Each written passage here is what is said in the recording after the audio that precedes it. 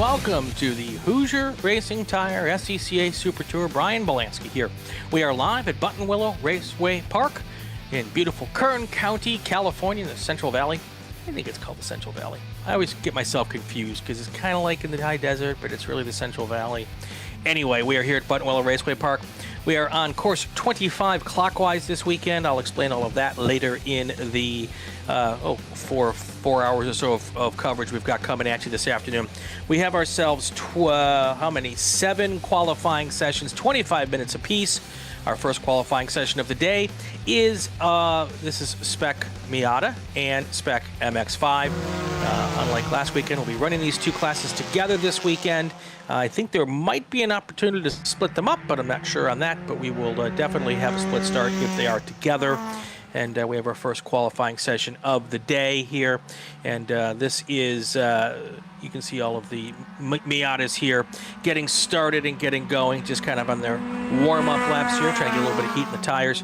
I can already tell you, compared to last year at this race, which was a bit of a challenge because we had lots and lots of rain that that caused a flood, and that flood caused a reconfiguration of the racetrack. So we went from our 2.9 or so mile racetrack that we normally do out here for big events like this to a 1.7 or so mile racetrack last year. Looking at the forecast, and the weather guessers are telling me that that should not be an issue. There is no rain in the forecast through next weekend, so we will hope that to be the case. And here are our cars running across the start-finish line for the first time. That first car up front, Richard James, he is in a Spec MX-5 car. He was doing Spec MX-5 a long time before Spec MX-5 became a whole huge thing. He was in that was a MX-5 Cup car, and is now in Spec MX-5. So he is the car out in front, but of course he hasn't dropped any times yet because we just got started in this qualifying session. 25-minute qualifying sessions today, and then tomorrow morning we've got another 20-minute qualifying session, Q2. Those will all be going on, and we'll be live with those tomorrow morning starting at 8 o'clock Pacific time. That would be nice afternoon at lunchtime-ish for our friends on the East Coast. And we will get that going this tomorrow afternoon. And then we'll have our first of 2 races of the weekend for each class, 25-minute races tomorrow afternoon. Then we get it together and do it all over again on Sunday with a little bit longer races on Sunday. So that is our situation here today. I'm Brian Bielanski. I'll be here solo with you this weekend, or at least today. Gregg Ginsberg will be with us tomorrow and throughout the rest of the weekend. But you are stuck with me for today. Here comes our first first hot lap of the weekend here for qualifying for this class. Now this is the Spec MX-5, which is a brand new national class here in the SCCA. And then also our Spec Miata class, our stalwart class. Been around for a long, long time, one of our most highly subscribed classes in the club.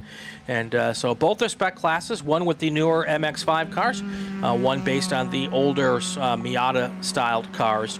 And here they come now across the line for the first time. Let's see what our early takers are for the hot laps here. And again, we'll probably have these will go down as the afternoon goes. Most of these cars are already on the racetrack for a practice session this morning, so this is not their first time on track here. Look at the big bump there coming through Sunset. You can see the big old undulations there.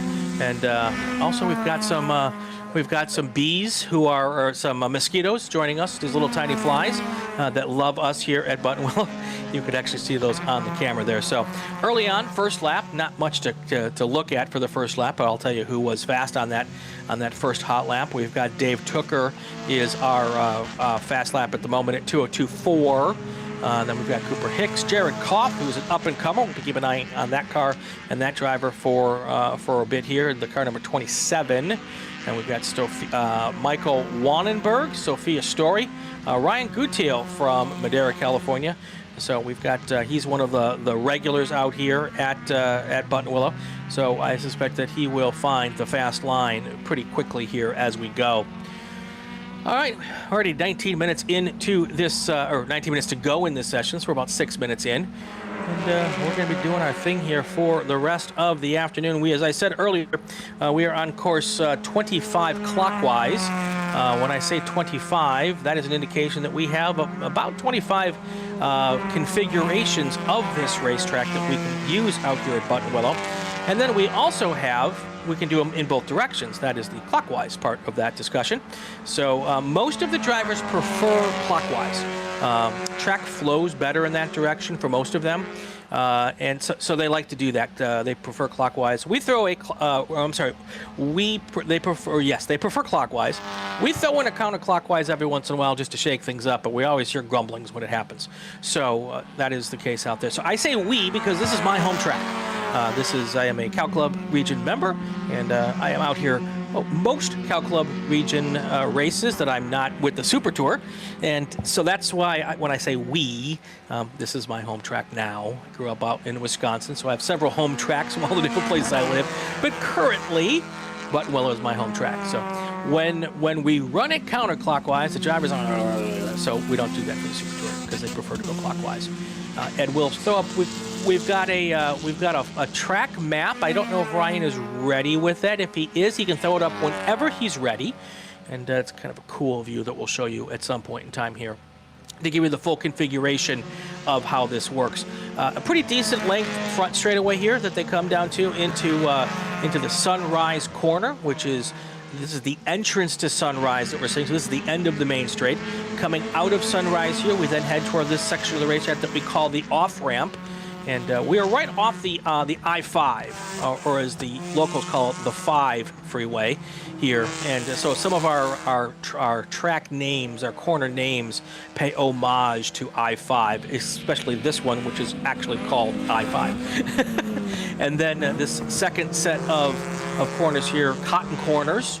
And they go up the hill here. Then there's a right-hander that goes into another section of the track called Grapevine. Grapevine is way off there in the distance. You can see that flag station out there on the left, where you can see the semis on I-5 out in the distance. And Grapevine is a section of I-5 that you have to drive through if you're coming from LA up here to Buttonwillow. Riverside pays homage to the old Riverside Raceway, and that is the reason that is named that. Phil Hill, well, of course, it is a hill, and of course, Phil Hill is one of the famed American road racers from back in the day, so we call it Phil Hill. Now here's the exit to Phil Hill coming down. This left-hander is a lot harder than it seems. A lot of speed coming down off the hill, and you want to carry it as much as you can because it's a pretty decent little straightaway down here into the Star Mazda turn. The Star Mazda turn is kind of, how shall I say it? It's a little ambiguous because it's many turns. There's the right-hander that come in first, another little tight right-hander, then a big old sweeper to get you onto the back straight, which goes through the S's, and you will see that next. Here is the fly-in here, Buttonwillow Raceway Park. As you can see, off in the distance to the left is the new racetrack that we're building that is going to hopefully open up. But this is the main track here, 2.9 miles. 3.02 depending on the configuration you look at, 21 turns, and we're going to actually see the outline so we can see the actual configuration that we're using this weekend. You can see when the outline comes up, you can see all the different ways that we're not using, which would explain to you why we can come up with 25 different configurations here at Buttonwillow. But here comes the actual configuration that you see there. Right smack dab in the middle is the control tower and start-finish line, and that is the inner on the north side of the track there. And then you can see we're using basically all of the racetrack to make it its longest length without using the bus stop, which is the portion of the racetrack just above the bottom straightaway there. Sometimes we run the bus stop. That makes the track slightly longer. I think that's where we would get the actual 3.02 miles.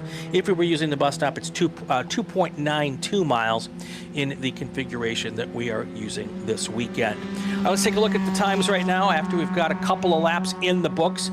Dave Tooker is your fast lap right now with a 2:02.454 at the moment. Cooper Hicks is in second place in the 86 car. Jared Koth is fifth. Adrian Comstock is Jared Koth is in third. Adrian Comstock fourth.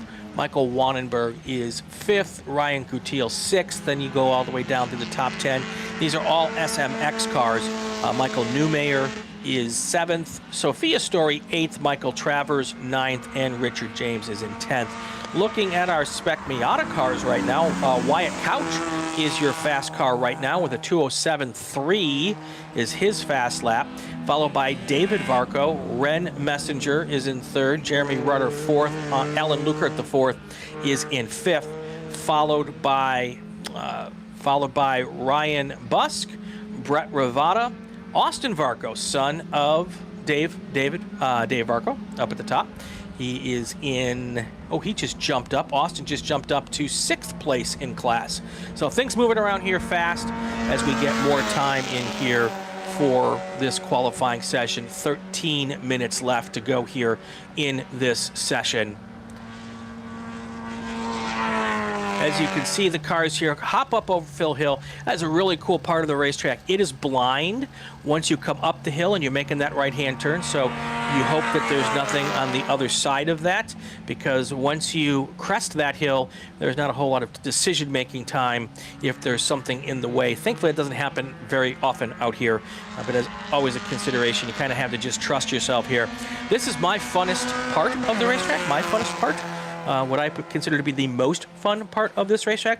These little S's are really cool. They look like you can take them straight, but you really can't. You just need to pop those curbs just precisely to really get a nice little flow through there. But when you do it right, it is absolutely a thing of magic. Sunset is on the west portion of the race course. If you are here later in the evening, especially on Saturday, if the sun is out, you will know why we call it sunset. The sunset is spectacular with the Santa Monica Mountains over, maybe those aren't the Santa Monica Mountains, but over in the distance here when the sun goes down there, it's just absolutely beautiful. And this is another wonderful little sunset shot that we get here coming off of Phil Hill. All right, 12 minutes and 30 seconds to go in this session. Let's do this.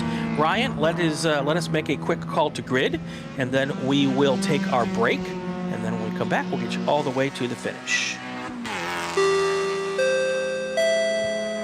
Attention the paddock, attention the paddock. Group 2 cars to the grid. Group 2 cars to the grid for your qualifying session. E production, F production, H production, GT Light, and B-Spec.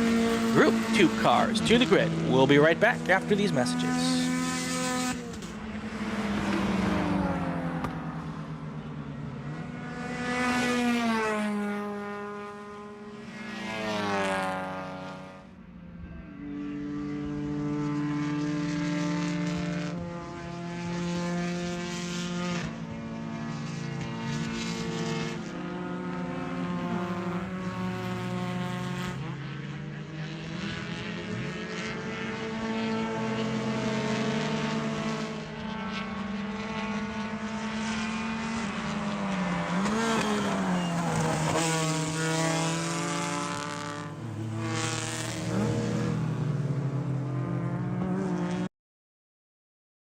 Hoosier Racing Tire is proud to be the presenting sponsor of SCCA Super Tour. Hoosier's mission is to be the dominant customer-driven provider of tires to race teams domestically and internationally. At Hoosier, we know that our success is dependent on how well we meet our customers' expectations by providing the safest, most reliable, high-quality race tires that put you in the winner's circle. For more information, see our Trackside support personnel or the local Hoosier Racing Tire dealer near you, or contact us at HoosierTire.com. Hoosier Racing Tires, truly tires designed for champions. Hagerty is the official and exclusive insurance partner for SCCA and provides affordable off-track insurance protection for motorsports vehicles while in the paddock, in transit, in storage, and at the shop. Hagerty also provides guaranteed value coverage and even has protection for your trailer. And did you know that SCCA members can save 5% on insurance through Hagerty? Hagerty, let's drive together. Learn more at Hagerty.com. Bravo Trailers is the exclusive trailer partner of the SCCA. Owned by longtime SCCA racers, Bravo Trailers work better, load easier, and tow better because we build them with racers in mind. Visit bravotrailers.com to see your new trailer in aluminum or steel. For over 25 years, championship-winning drivers and teams have demanded Hawk Performance Motorsports brake pads. Now you can have their advanced technology on your daily car, truck, or SUV with Hawk Performance Street products. With the improved HP Plus pad for the hybrid street and track feel, or Super Duty pads for tow vehicles, their all-new ER brake pad designed to take on even the longest race, and their all-new high-performance brake fluid. Hawk has all your braking needs covered. Visit hawkperformance.com and like them on Facebook or Instagram to learn more about the Hawk Performance Advantage. Hawk Performance, what's stopping you? It's the 2024 Hoosier Racing Tire SCCA Super Tour, the premier amateur road racing series bringing together top SCCA road racers from around the country. The Hoosier Super Tour visits some of the greatest tracks in North America, showcasing each of our 28 car classes. From production to GT cars, prototype to Formula cars, the Hoosier SCCA Super Tour packs a ton of wheel-to-wheel racing action into every event.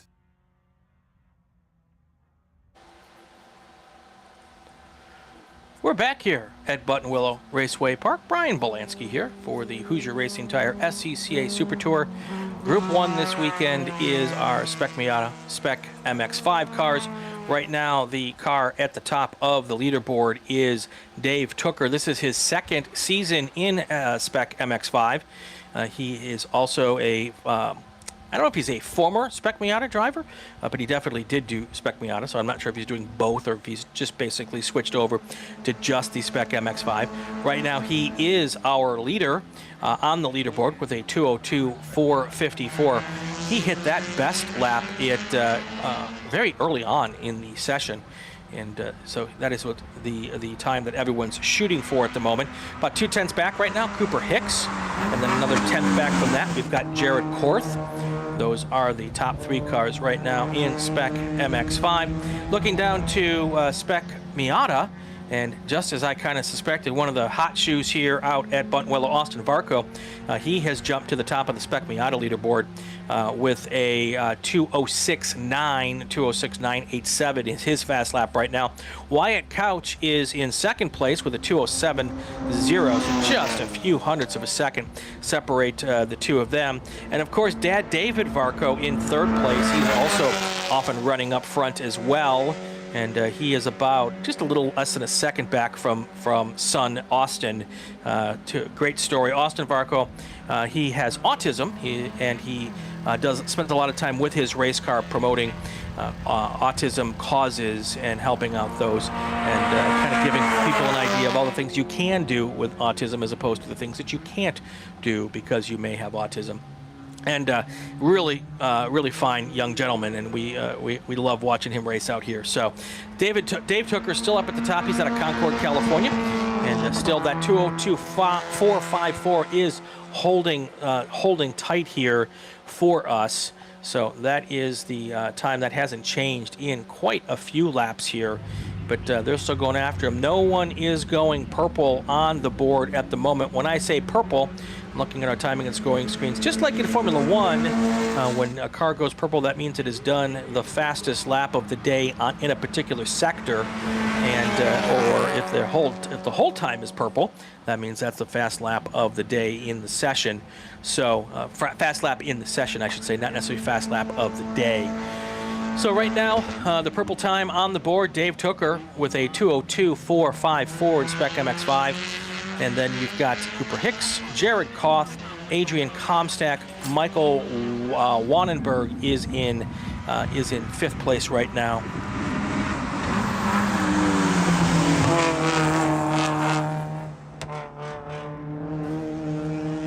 Adrian Comstock is in 4th place. Michael Wannenberg 5th. Ryan Gutiel is in 6th.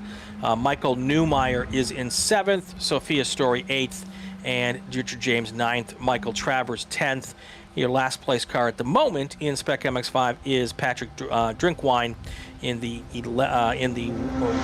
number 6 car. Looking at Spec Miata, Austin Varco, Wyatt Couch, David Varco, Ren Messenger,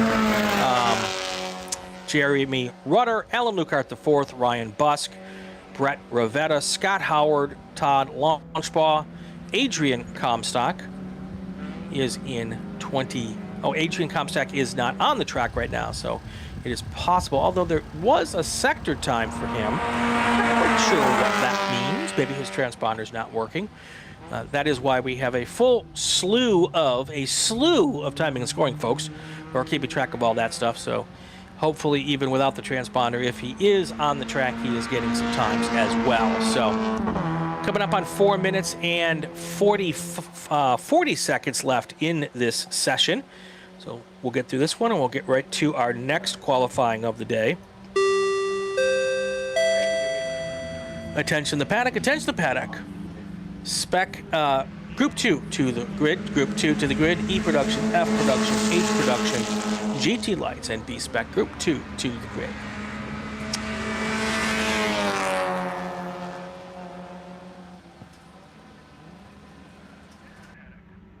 So for those of you who were with us last year, you will know the weather is just a spectacular compared to what it was last year. Last year we had Friday was a complete washout, and then heavy rains overnight on Friday night led to a puddle in this section of the racetrack. It's actually the next section that we'll see once we did this I-5 section was literally underwater, so much so that it was up to the axles in an F-150 pickup truck. And when it became obvious that we were not going to get that cleared out in time to go racing, everyone punted, reconfigured, and we switched to a different configuration of this racetrack, just using the west end of the course.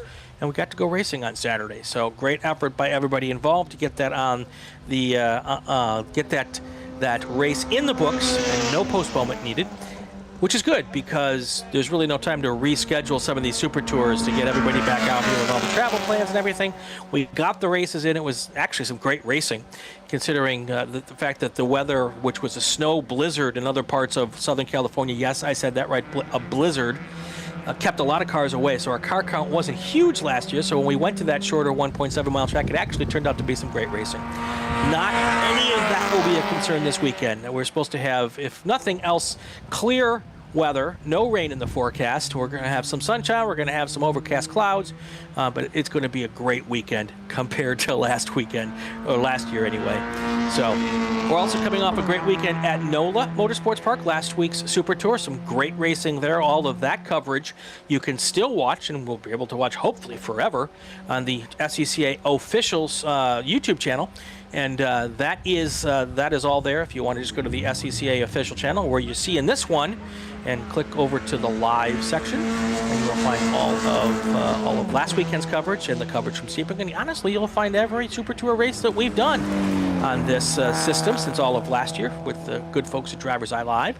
So all of those races are there. You can go and pick that up.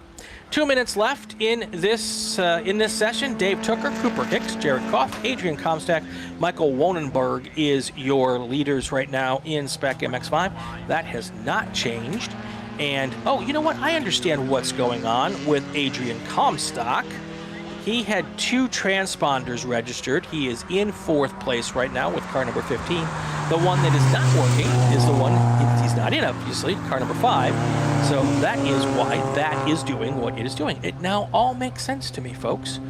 So Adrian Comstock is on the track, has been on the track for quite some time.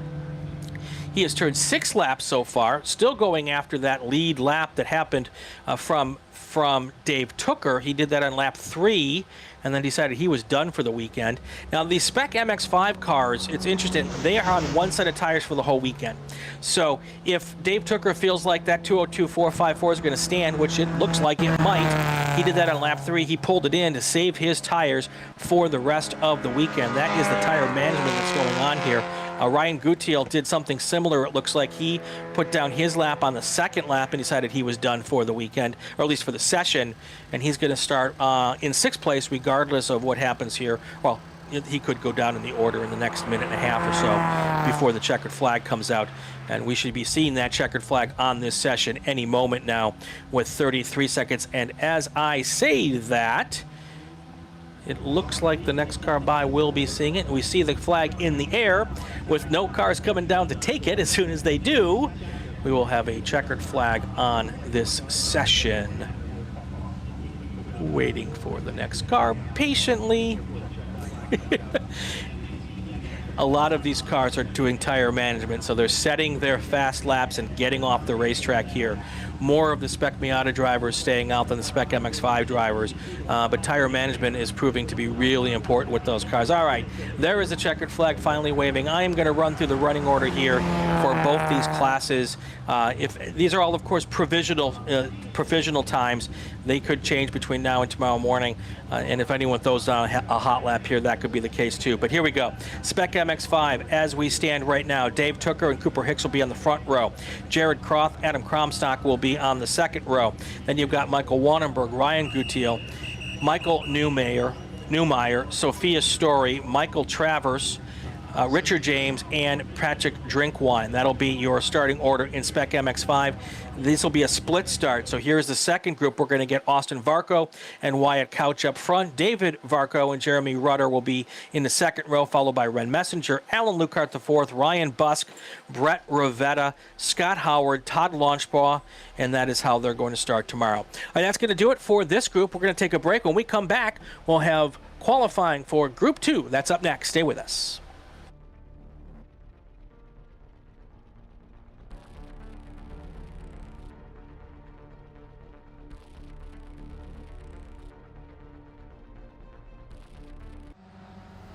Mazda's been very supportive of racers within the SCCA and all the other grassroots organizations for many, many years. Really, their support for racing and our type of racing is unmatched from any other manufacturer. They've been a great partner for many, many years. Mazda, hands down, is the best company to work with for sports car racing. Factory support is second to none. It just feels right. You feel connected.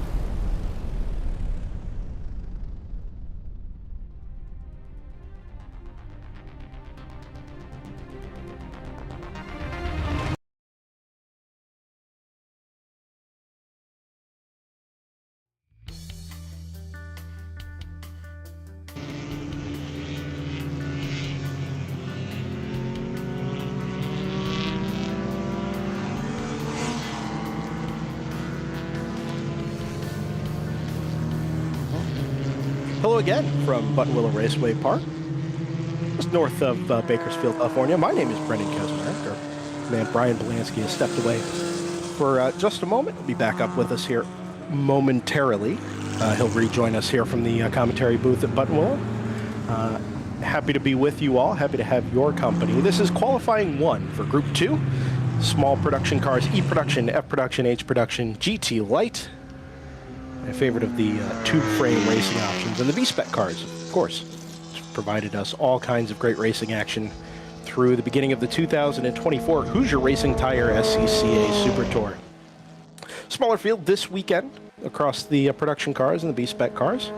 Had roughly 10 of them leave the grid for this first 25-minute qualifying session. Of course, 20 more minutes of qualifying track time to come tomorrow morning before we start racing action just after lunchtime for 7 25-minute races. First of the weekend, round 5, it will be of the Hoosier Racing Tire SCCA Super Tour. On track now, out of Phil Hill. This is up and over the crest, the back straight chicane, if you will. The drag strip is the strip of asphalt you see off to the left-hand side, which would normally send these cars into the Star Mazda turn at something like 130, 140 miles an hour, but a little chicane off to the left on the west end of Buttonwillow Raceway Park, giving us a little bit of extra action, a little bit of elevation change as well, right up over the crest and the curb there at the right-hander. View from the exit of Sunset. This is the final corner that leads you on to the front straightaway and the start-finish line. Again, really nice camber to this final corner, the final of 21 on layout 25 CW that we run here this weekend. And these enhanced camera views in 2024, he says, tooting his own horn. SCCA has gotten us all kinds of upgrades for 2024. Happy to bring those to you at DriversEye Live. Outlaps are more or less complete now as we get our session underway. 3 GT Light cars this weekend, number 66. Valentine, number 121, excuse me, of Landon Hayward in the number 2. We get live timing squared away here. Sector timing available to you as well if you're following along. SCCA.com/live. Find folks down at Timing and Scoring providing the multi-loop timing for the Hoosier Super Tour. Part of the extra promotion and visibility for the Hoosier Racing Tire SCCA Super Tour. Cars will be right around 2 minutes for a lap time, around the 3 or so miles.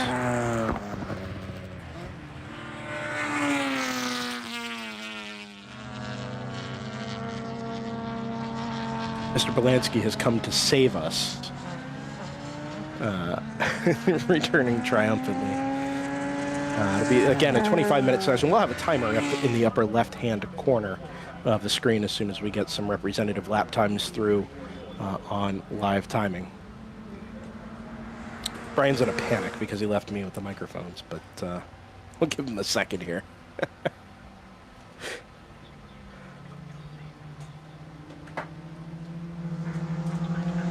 You know, one of the things I think I've never really appreciated about Buttonwillow Raceway Park is the setting. And I know Brian talked about it a little bit during the first qualifying session. But for as flat as parts of the Central Valley are, they are surrounded by just some of the most impressive mountains you'll find anywhere outside of the Rockies.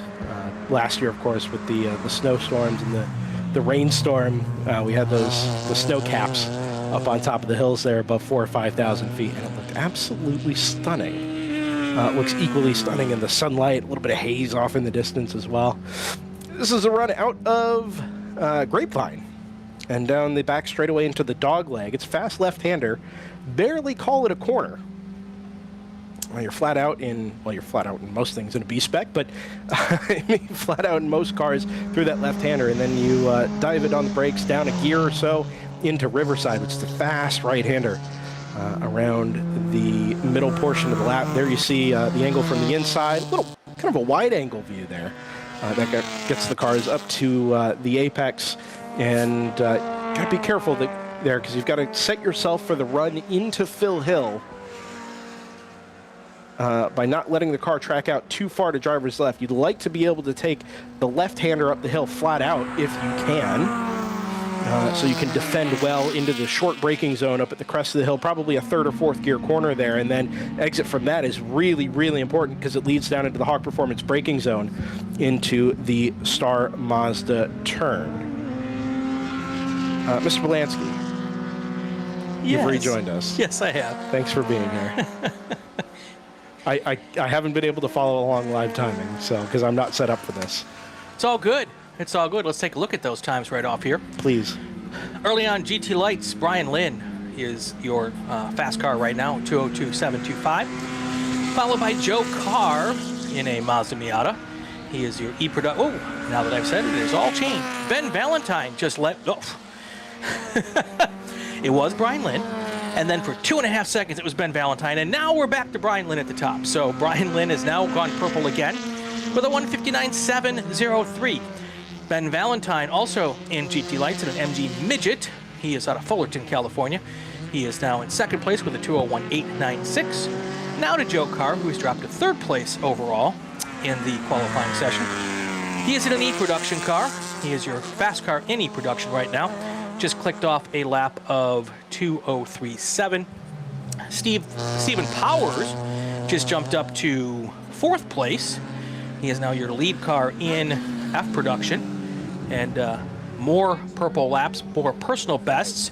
Ben Valentine just put in his personal best to get down to a 2:01.8. It's still about 2 seconds off the pace of Brian Lynn, also in his class there. So Noel Hayward in GT Lights in third place right now with his time in that class of a 2:09.6. So he's well off the pace of the other cars. Lights. And that is the case there. B-Spec cars right now. Tom Tuttle, there's 3 of them this weekend. Tom Tuttle is your fast car in B-Spec. His fast lap is a 2:08.828. 2:08.828. He just turned that lap. And second place in B-Spec is Ali Naimi.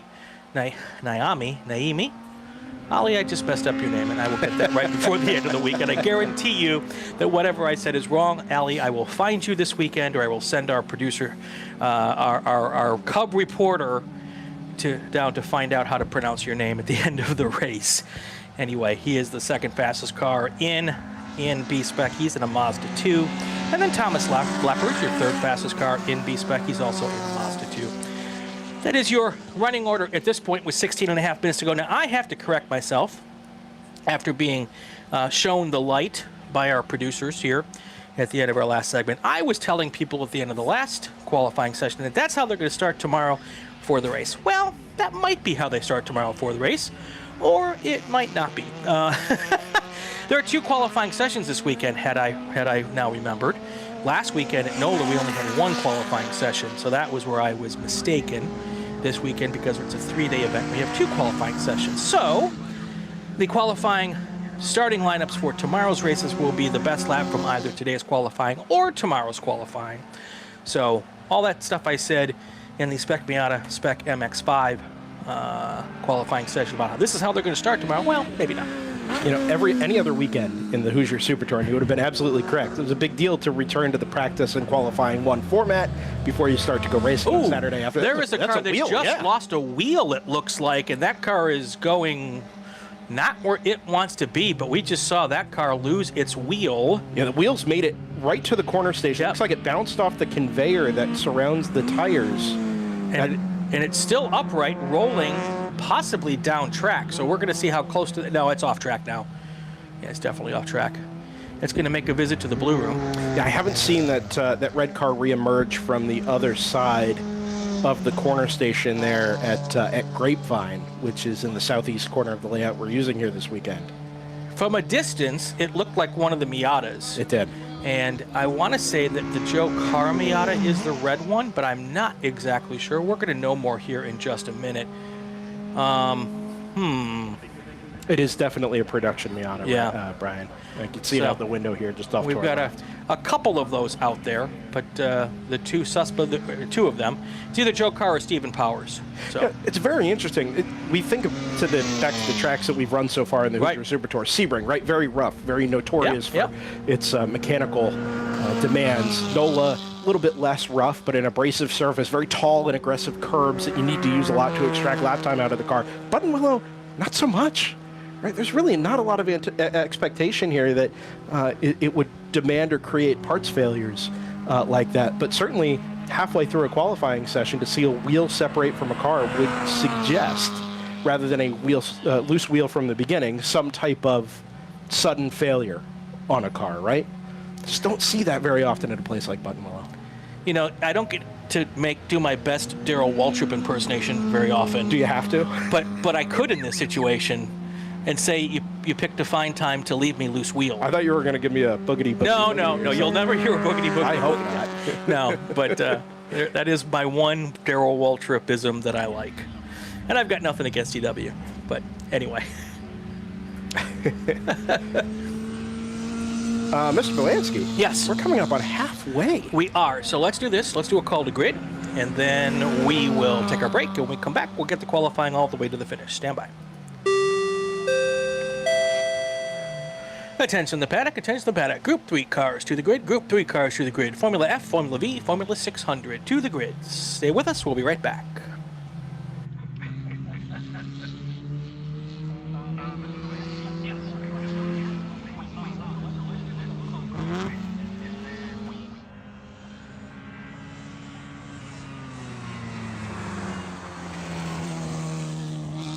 For over 25 years, championship-winning drivers and teams have demanded Hawk Performance Motorsports brake pads. Now you can have their advanced technology on your daily car, truck, or SUV with Hawk Performance Street products.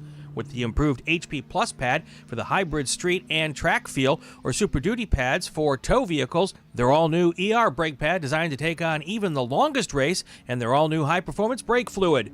Hawk has all your braking needs covered. Visit hawkperformance.com and like them on Facebook or Instagram to learn more about the Hawk Performance Advantage. Hawk Performance, what's stopping you?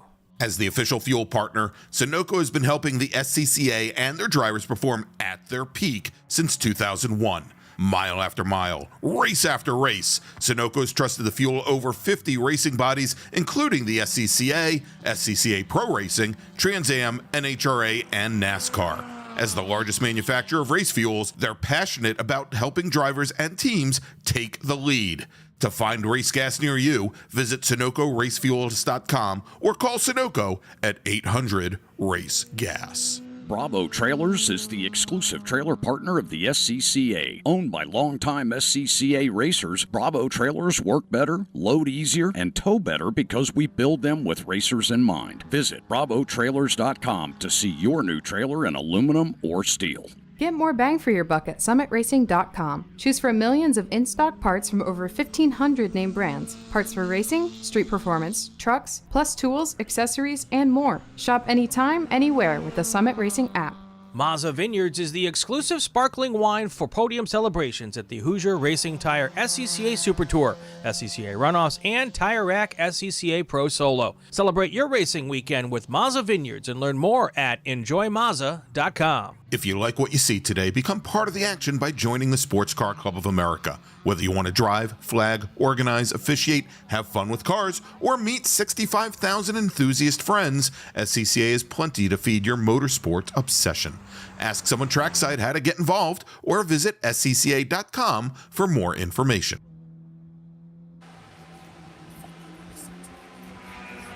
Welcome back. We are at Buttonwillow International Raceway. Brian Bielanski, Brendan Kazmarek, who's going to hang out for a little bit here with us. That's too many Polacks, Brian. How many of us does it take to turn on a light bulb? I don't know, but it's at least 2 to run an SCCA Super Tour stream. Well, we got 2. One's definitely better than the other. And we're all good to go here. And this is our E-Production, F-Production, H-Production, GTL, and B-Spec group. I don't believe we have any H-Production cars with us this weekend, but we do have a couple of B-Spec cars, and Brian Lynn and Ben Valentine duking it out for for the top spot on the grid here. And they were going back and forth. Brian Lynn, though, has a couple of seconds here on Ben Valentine with a 158.4 for Lynn and a 2:00.3 for Valentine. So it looks like that Nissan Sentra from Brian Lynn is got the measure of the GTL class. One other GTL car a little deeper in the field, Noel Hayward in an MG Midget, is quite a bit way down the running order here as well. Joe Carr right now is your fast car in E-production, and looking out to see the I believe Joe Carr is the car that lost the wheel, because he's only turned 3 laps on the day in that car. So I suspect that was the Miata that lost the wheel there in the opening laps of this session, and that is our situation right now in this little thing we call the Super Tour. Yeah, that car, the number 12 of Joe Carr, is still out in the, I would say, the dirt. Yeah, it probably usually is dirt, but it's bright green, lush grass this weekend on the left-hand side there between Cotton Corners and the entry to Grapevine. So I assume they're going to leave that car until the end of the session. Yes, that would make sense to me. Fairly safe area there, being a pull-off rather than a spin-off. Right. And given the choice, you wouldn't want to do any more damage to the car on 3 wheels. Dragging it around the track have potential to wear down all kinds of suspension components and brake components. Yes. None of those are good things. Also very possible he's out in some little bit of soft ground in there. Lots of rain. I was told that you're up more than double the annual rainfall since July of last year for this part of California. And most of that has come within the last 3 to 4 weeks. Brian, you've spent most of the last 3 to 4 weeks on the road in sunnier places than Southern California, apparently. Yeah, we've had some flooding problems out here in different parts of the state, but we're it's been soggy. If you come into the racetrack here, when you first pull in, you'll notice on the right-hand side there, you got a lot of standing water. Not anywhere near the racetrack. Oh, you can see a little standing water right there. So the word of warning this weekend has been, if you stay on the track, you're fine. If you go off the track, you will likely need a tow. So that is the goal for everybody this weekend, is to stay on the racetrack as much as possible. But Brendan, you were here last year. No matter what we got, it can't be. Well, I shouldn't say it. It probably won't be as bad as it was last year. So in planning out our camera angles for this weekend, I actually had to go back and look at last year's footage to remember what we did on the Friday, because of course on the Saturday we ran only the west course, and the same thing on Sunday. And even between Group 1, which was about the same time, 12:30 or so on Friday afternoon, and the end of Group 7, right at about 4 o'clock, the amount of extra ponding on and off track was astounding. We received so much rain just on the Friday and then into Saturday morning. And we're fortunate that it dried out and allowed us to go qualifying and racing, of course. Sure. But the vegetation that's out, all this green stuff that has appeared in the last 12 months around Buttonwillow Raceway Park didn't exist. It was all mud. Right? So there's nothing to sop up the rain. There's nothing to help dry out the ground and take in all of that excess water. So, I mean, I ended up leaving camera mounts out on the east side of the course because there was just no way to get to them. Right. They're behind, what ended up being about 2.5 feet of mud. Put your foot in, and you'd be up basically to the bottom of your kneecap. That's right. Before you knew it. Yeah. We had a great time, though. Put your right foot in, don't get your right foot out. I've never heard shoes make that much noise. Like a suction cup. I won't emulate that noise here. It's not appropriate for broadcast, but it was misinterpreted. Such an experience. And again, it ended up being kind of a championing of the SCCA cause for everybody to come together and rally around finding a solution to get us some track time. It ended up producing great racing. On the other hand, it was a little bit of a bummer, because this layout we're running this weekend, the 25 clockwise layout, it looks like incredible fun to drive. It is, yeah. it flows in places, and you get really natural elevation and cambering of corners. And in other corners, you get a very technical complex, like down at Cotton Corners and into Grapevine. Oh, yeah. Right? You've got to be thinking 2 corners ahead for how you brake, where you turn in, and your car placement. It's got to be very precise to extract the lap time out of it. Right. That's stuff we kind of missed out on last year. Well, you're going to get it this year. It is, I will tell the viewers, from what you see on these trackside cameras, it is as gorgeous outside as it looks. Yeah. It is, what do they call it, Chamber of Commerce? Chamber of Commerce weather. Yeah, especially when you compare it to last year. I mean, even on its own, it's just, it is such a nice weekend for racing. We've had a little bit of rain over the last few weekends down at Sebring and at NOLA, but this feels like a reward for everything we put up with. And regular Buttonwillow visitors will be looking at this camera and say, that's not Buttonwillow. Look at all that green. Where did all that green stuff come from? I mean, usually it's brown and dusty, and you put one wheel off and you see it's like, 2 yards in a cloud of dust. It's not here this weekend. You might get a splashdown, but you're not going to get much dust this weekend. So I'm not going to know if anybody ever goes off in the first corner this year, because usually when you go up, it gives me a big old cloud of dust, and I don't think we're going to get that this weekend if anybody goes off down there. So we'll keep an eye on that. 3.5 minutes left to go in this session, folks. And Brian Lynn, still your fast car for the session in a 1:58.453, followed by Ben Valentine, Joe Carr, Alba Correa, and Kurt Fritchie. That's your top 5 right now.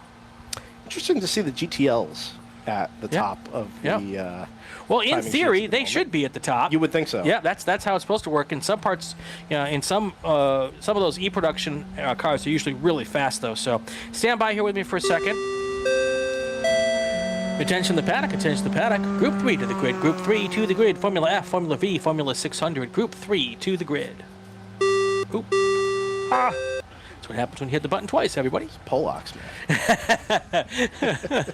Looking at our B-Spec cars right now, Thomas Lepper is your fast car on the racetrack. Ali Naimi is in second. Tom Tuttle is in third. And then your F production cars, we've been talking about them a little bit here. Stephen Powers is your fast car in F production. Gary Murph is the second fastest car. Those are your 2 F production cars. Joe Carr is in first place in E-production, followed by Alba Correa and Kurt Fritchie. That is a Mazda, a Mazda Miata, a Porsche Boxster, and a Mazda RX-7. So lots of different motor placement, motor types. It's kind of cool to see those cars. Great-looking Boxster. I saw it down here on the grid. Yeah. Great-looking race car. Yeah, it is. Well, there's no rust out here, so we don't have to worry about that problem. Don't have to worry about that problem here. So. And here, so this is where are we at here? This is Cotton Corners. Yeah. This is a cool little section, little right-left-hander headed up the hill, and then you go down the hill, and you hit, you can see off in the, you can't see it at the moment because there are pylons over the top of it. Way off in the distance there is the area of the racetrack that we call Grapevine, and that is also a really cool section. It's a little up and over the hill with the whole front of the car compresses, or decompresses, I should say, when it hits the top of the hill, and then obviously it compresses again when it comes back down, and you just, get at the top of the hill, jam on the gas, and pray. So it's a lot of fun, though. So I think this is my favorite corner here, Brian. Riverside? You come at it so quickly, and when we get to the big bore cars later, I mean, those GT1, GT2 cars are going to be absolutely hauling the mail after the dog leg. Top gear.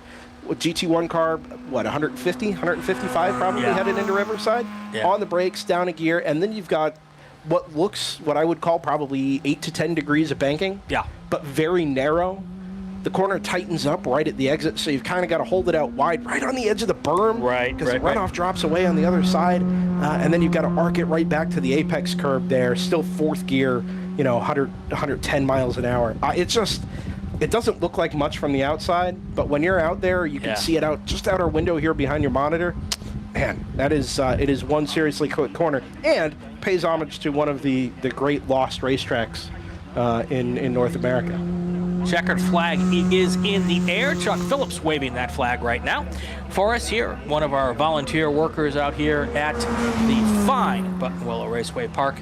And I will tell you, I know the theory of the speed trap should be like at the end of the longest straightaway. I would love to have the speed trap at the apex of Riverside to see what the speeds are when they hit that right there. I like that. Because that would be spectacular to see. All right, let's go through the times right now as we get to the end of our session. Of course, we'll be combining this session with tomorrow's qualifying session to find out how we start the race. I'm going to get it right this time.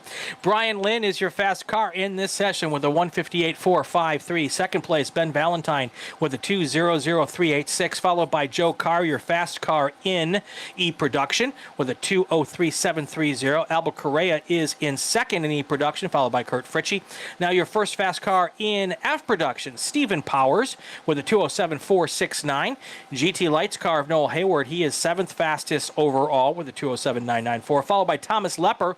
He is your pole sitter for B-Spec in a 2:16 with a 2:16.080, followed by Ali Naimi in a 2:17.617.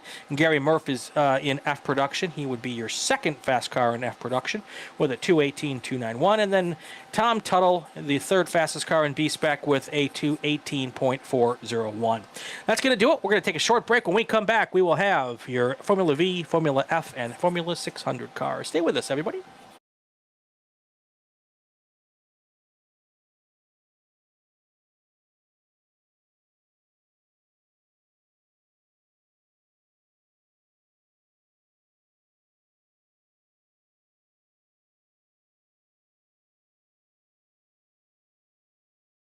If you like what you see today, become part of the action by joining the Sports Car Club of America. Whether you want to drive, flag, organize, officiate, have fun with cars, or meet 65,000 enthusiast friends, SCCA offers plenty to feed your motorsports obsession. Ask someone trackside about how to get involved or visit SCCA.com for more information.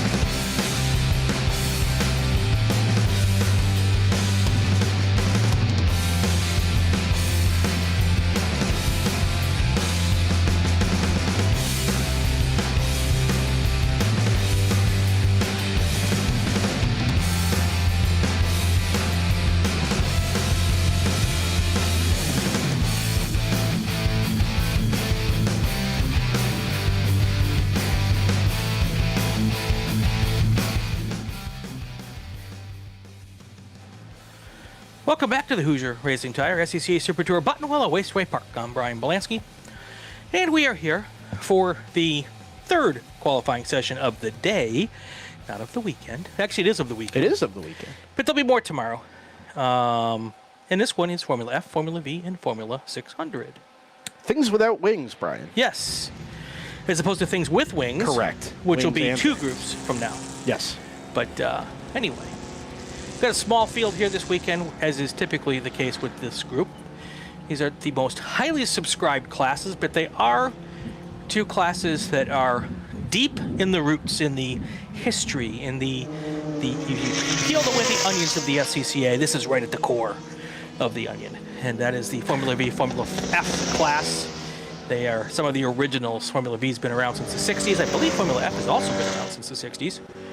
And here we are. Formula F, Brian, is ubiquitous. I mean, globally, the Formula Ford brand, Formula 1600, Yep. Formula F now as it is in the SCCA, has gone through generation upon generation of little tweaks Yeah. to kind of keep its relevance as the premier entry level formula for open wheel racers, and it still very much holds that place. But in the hello. wiggle there That out of is the a- F6. Big wiggle there. So that car is the F6. That is Jeff Jorgensen in the lone F6 car this weekend. He is out of Manitowoc, Wisconsin. That is a long way. Manitowoc is just, I mean, you can look to the left from Manitowoc and see Elkhart Lake. Is that right? You can. Yeah, You I've can. never been to Manitowoc. It's Manitowoc. really cool part of Wisconsin, not too far from where I grew up. Edward Erlinson is one of our fast. Ed Erlinson, I guess for the Super Tour he becomes Edward. Yes. Ed Erlinson is one of our fast FF cars out here. For those of you who have not been around for a while and are maybe old school, wondering why we call it FF and not Formula Ford, well, here in the States we do something a little bit different. We now have the ability to have a Honda Fit motor in these cars to help with some of the lack of parts and availability of the motors, the Formula Ford motors. And so instead of calling it Formula Ford, which is no longer completely accurate, we now call it Formula F.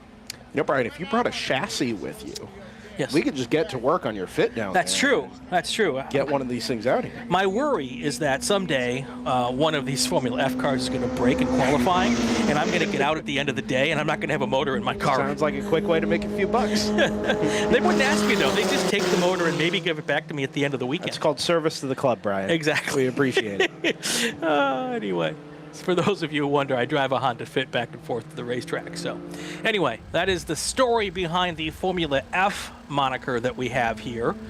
And so the Formula F cars are essentially 1600-ish motors. And those are either the Ford Cortina or the Honda Fit motors. The Formula Vs, for those who aren't familiar, who may be new to the chat here, or new to the show here, they are based on the 1200cc air-cooled Volkswagen motors that one might have found in the old-school Volkswagen Beetle back in the day. Lots of Volkswagen Beetle parts on that Formula V. The whole H-arm front suspension comes off of the old Beetle. And some of these cars still actually have the brake systems off the old Beetle, so they can now go to, there is a little dust out there at the exit of turn 1. That is a commonplace. Thank you, Ryan, our director, for pointing that out. That is an extremely common place for dust here on this racetrack. A lot of people like to push that sunset corner and go a little wide. You put one wheel off, not usually a big deal, and but it does usually provide for a bit of dust here. So that is the situation there. Early on, out lap, not really indicative of where we're going to be, but Arton Cahan is our fast car in the first lap. Let's go back real quick with a little update on our previous session. Car number 12, we saw a car with a wheel go flying off in the distance in our production cars. It was Joe Carr in a Spec Miata, a red Spec Miata. And Alex Bielanski is in the pits feeding us some information this weekend, and they tell us that the spindle broke on the 12 car, which is kind of what we suspected might be the case. And that's a bad place for the spindle to break. But car is got towed back to the pits. Hopefully they can. It's a Miata, so they can go find a spindle probably in 27 other cars here in the paddock. There's a very good chance there's a very good chance that and I believe the Miata trailer is here. The Mazda trailer is here this weekend to support Spec MX-5. And as I understand it, I'll get Justin to correct me, but I believe there are also Spec Miata parts on that trailer. So I bet you he'll be out here tomorrow. I mean, you would bring the Spec Miata parts. Well, I mean... Right, like kind of a guarantee. Right. I mean, you're going to need some of that. Exactly. So anyway, so that's the story on that, and we'll get an update on that tomorrow morning to see if Joe is able to get that car put back together. This is the S's here at Buttonwillow. We are running track 25 clockwise, one of the 50 or so configurations that we can run here. Basically 25 configurations. You can run them either clockwise or counterclockwise. And so this weekend is 25 clockwise. Looking back at my little cheat sheet here, it's a 2.92 mile configuration here. So now we're getting our first faster laps in, and still Arton Cahan is your leader at the moment on the leaderboard with a 155.298 is the fast lap there. I'm sorry, 928, 155.928. Eric Poulsen is in second, followed by Ed Erlinson in third. Those are your Formula F cars. Then you've got your Formula Vs, Mark Edwards with the Glamdring. And Mark has been out here. He is I can't even tell you how many years he's been racing Formula Vs out on the West Coast here. And Mark is one of the long-time drivers in FV. Fantastic driver. And he is your fast car at the moment in Formula V, with Donald Manthe and Mace German in third there. And those are the only cars at the moment who have done a full lap. The F6 car looks like it went out for the outlap, but then possibly came into the pits after that big old wiggle that we saw. I was going to say, that car did not look happy at the exit of the turn. No, maybe he's like, something's not right. We should get it checked out. So we'll see if that car is in the pits, if our Cub reporter can head down there and find out what's going on with the 72 car. Do you see it? Can you see it from? You're standing up. I'm not. No, I'm just trying to get away from the heat. Yes, it's a little toasty here. A little toasty in the room here, folks, but that's okay. I do want to make a point, though, Brian. Looking at the FF cars there, first, second, and third on the overall timing sheets, we're under a second between the three cars, and they've been. Now they're starting to separate a little bit, but they were pretty much lockstep there for the first 3 or 4 laps they were out on track, which bodes extremely well for our races on Saturday and Sunday to see those cars not just being evenly matched, but now with Eric Poulsen going to the top at a 154.817, that these cars have both pace and are close enough in lap time that theoretically they should race pretty well. Sure. No question. So now it's Poulsen, Cahan, and Erlinson in that order. That's your top 3 in Formula F. Still 17 minutes or so left in this session, so plenty of time for all of that to be settled here. And of course, we have one of our rescue vehicles out there staged. Not quite sure if that's a premonition or not. Or you know what? That car might be out there for Jeff Jorgensen. That's a good point, Brian. Yeah, we don't have our normal safety network monitor this weekend, being that we're on a landline here in Buttonwillow. We did try, but we'll get something for the rest of the weekend. That'll help us out in that situation. But there's a good chance that because that's not a place where we normally stage a rescue vehicle here. Yeah. So my guess is that car is got a Formula 600 behind it, and is checking out for whatever the case may be there. So right now it's Poulsen, Cahan, Erlinson. That's your top 3 in Formula F. Formula V, you've got Edwards, Manthe, and German, Mace, German. I'll get the pronunciation on that also as well before the weekend goes on here. And that's your top 3 in Formula V. Jeff Jorgensen did go out. We saw him with a big wiggle early on. My suspicion is that he has had a broken car there, although now that I see that, the car just went across the line with a 205 to be the fourth fastest car overall here. Things that make me go, We will do some investigating to find out what the situation is there. Although I suspect that car might have had some transponder issues because it now says it's turned 2 laps, and that's probably what happened with that car there. So Anyway, Jeff Jorgensen, his fast lap, 2:05.3. And I'm going to chalk that up to transponder issues, and now that they've got caught up with that. So then you've got Edwards, Manthe, and German in first, second, and third in Formula V. Ayrton Cahan just went purple with a 1:54.618, so he's now jumped to the top of the list here. And Eric Poulsen now goes back down to second place. Ed Erlinson is 0.3 of a second back. So you were right, Brendan, when you were saying earlier, the top cars in Formula F spread out by just a little over a half a second between those cars.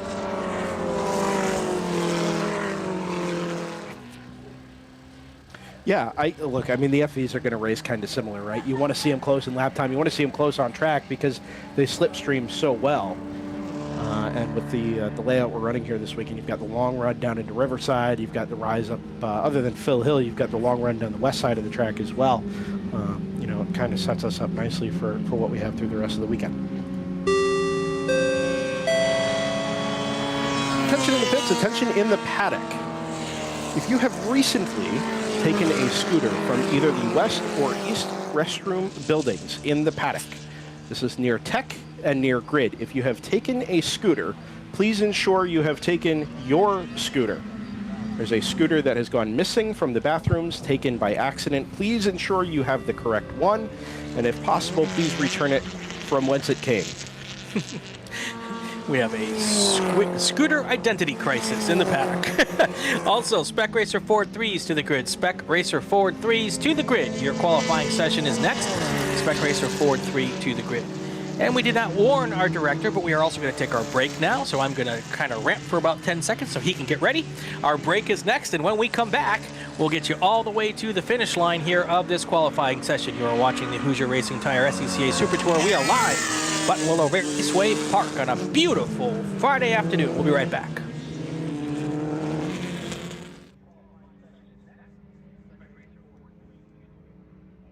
Hoosier Racing Tire is proud to be the presenting sponsor of SCCA Super Tour. Hoosier's mission is to be the dominant customer-driven provider of tires to race teams domestically and internationally. At Hoosier, we know that our success is dependent on how well we meet our customers' expectations by providing the safest, most reliable, high-quality race tires that put you in the winner's circle. For more information, see our Trackside support personnel or the local Hoosier Racing Tire dealer near you, or contact us at HoosierTire.com. Hoosier Racing Tires, truly tires designed for champions. Tire Rack was established over 40 years ago by an SCCA member with a passion to find the right tires, wheels, and now brakes and suspension products for racers and enthusiasts on both street and track. As official tire retailer of SCCA since 1995 and sponsor of the Runoff Pole Award, along with the National Solo Program, Time Trial Nationals, and National Tour and Track Night in America. Tire Rack is proud to support the SCCA and its members as they go have fun with cars. As the official fuel partner, Sunoco has been helping the SCCA and their drivers perform at their peak since 2001. Mile after mile, race after race, Sunoco has trusted the fuel over 50 racing bodies, including the SCCA, SCCA Pro Racing, Trans Am, NHRA, and NASCAR. As the largest manufacturer of race fuels, they're passionate about helping drivers and teams take the lead.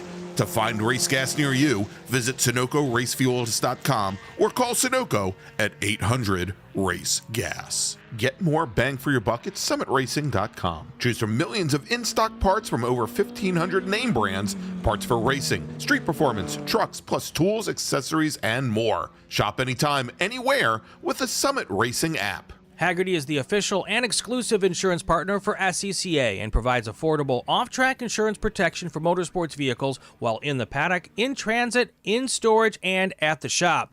Hagerty also provides guaranteed value coverage and even has protection for your trailer. Did you know that SCCA members can save 5% on insurance through Hagerty? Hagerty, let's drive together. Learn more at Hagerty.com. Did you know that SCCA members save $20 on every Track Night in America they sign up for? That's right. Track Night in America, driven by Tire Rack, now hosting 150 events at more than 30 tracks across the country, is the easiest and most affordable way to get you and your friends on track in your street cars all season long. Visit TrackNightInAmerica.com to learn more and get yourself on track. Hey, we are back here at Buttonwillow Raceway Park in the middle of FFFV and F6 qualifying.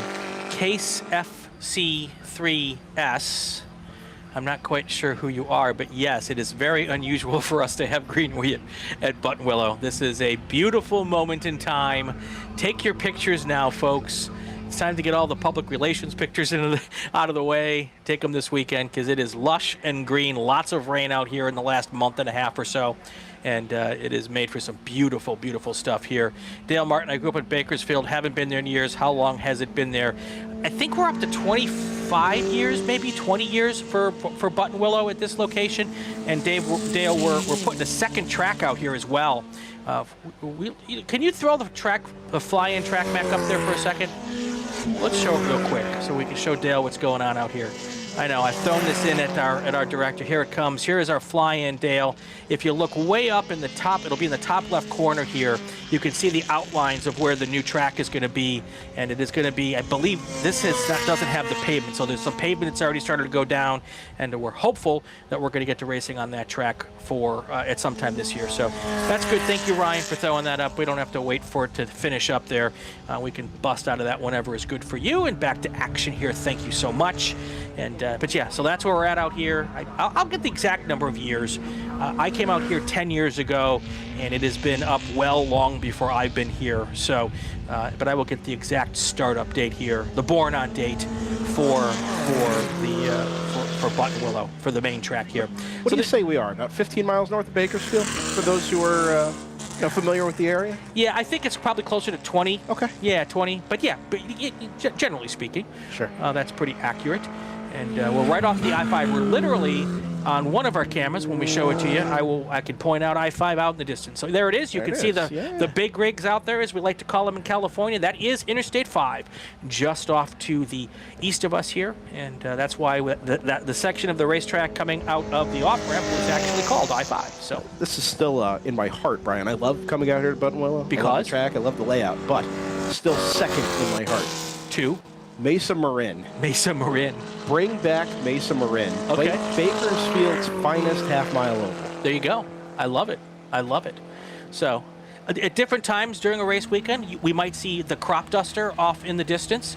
The farmer behind us owns a plane, and he flies it in and out, often landing it in the dirt off to the side there. And we see that oftentimes. We'll even see some tumbleweed out here on occasion.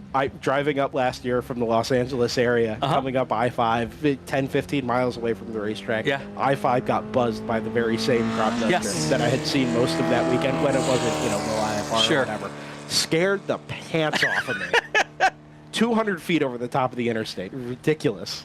Very good. Very good. But it does provide us great pictures here. Oh, Darren Murdoch tells us that Buttonwillow opened in 1995. So that is very, very cool. So we are showing, I believe we're showing the F6 times here. Stand by. I don't know why, unless they're not being triggered by the program that gives us the data. So, Dave, if you're asking that question, my guess is that for some reason the program's not sending the data to us, or we're not picking up. But we're going to work on that. I will tell you the Formula 600 times if that helps. I'm sure it would. Jeff Jorgensen's time is a 2:02.124. That's his fast time right now. Good enough for 4th overall in the session. So he is the 4th fastest car. In front of him, faster than him, are the 3 Formula F cars. Eric Poulsen with a 1:53.9. That's your fast lap of the session.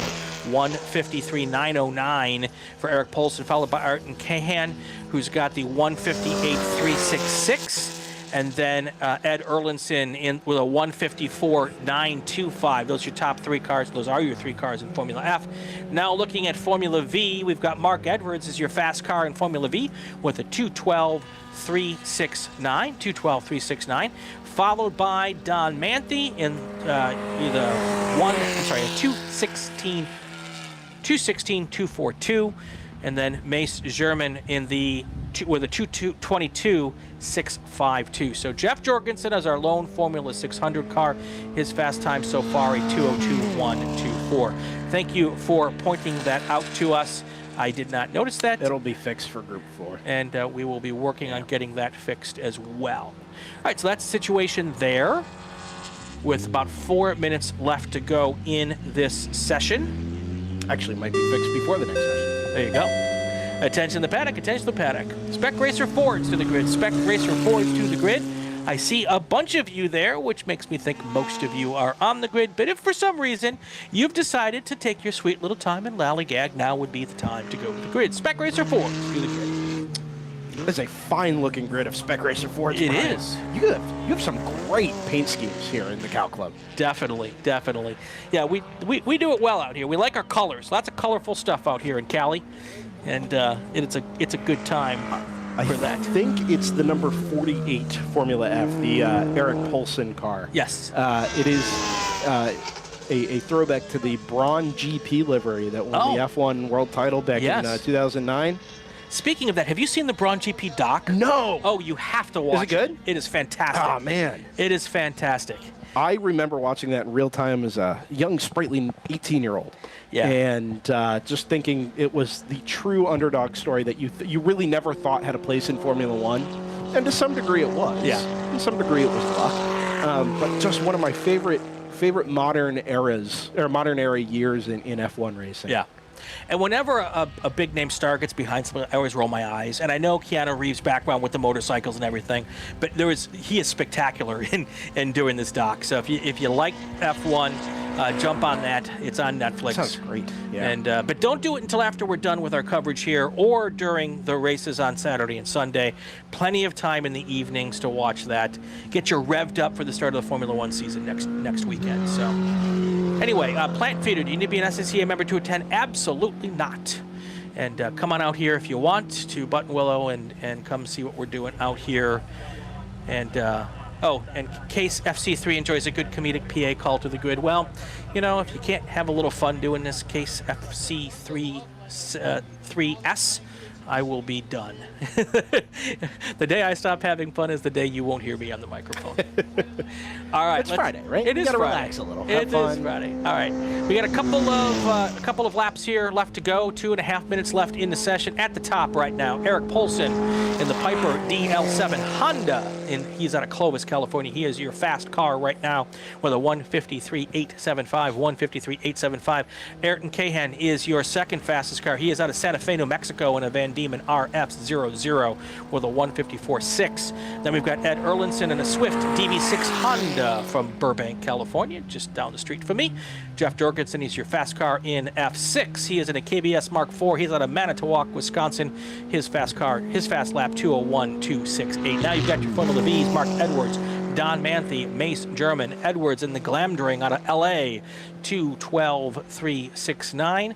And Don Manthe, he is driving the Lynx. He is out of Santa Rosa, California, in a 215, lap of 215.004. Mace German. It's either German or Yerman. Haven't not quite figured that one out yet. He's in the Mysterian Mark II out of Windsor, California. That is a lap time of 2:19.928. That's how they stand right now with 1.5 minutes to go here. And when we come back, we're going to have a whole gaggle of Spec Racer Fords out there. I think we've got 25 or 30 out here this weekend. One of the big South Coast prep shops is MBR here, and they have a ton of cars that they're always out here. They're based out here at Buttonwillow, so we always have a good contingent of Spec Racer Fords out here.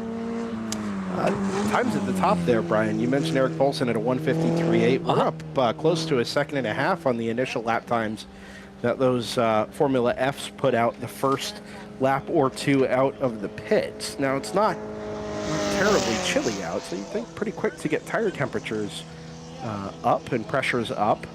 Poulsen initially a little bit slower than the 22 of Ayrton Cahan, but as time has gone on, able to dig deep and pick up, like we said, 1.5 seconds, 2 seconds there.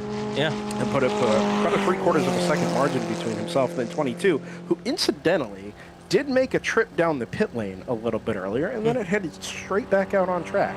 Interesting. So you wonder, did we do tire pressures?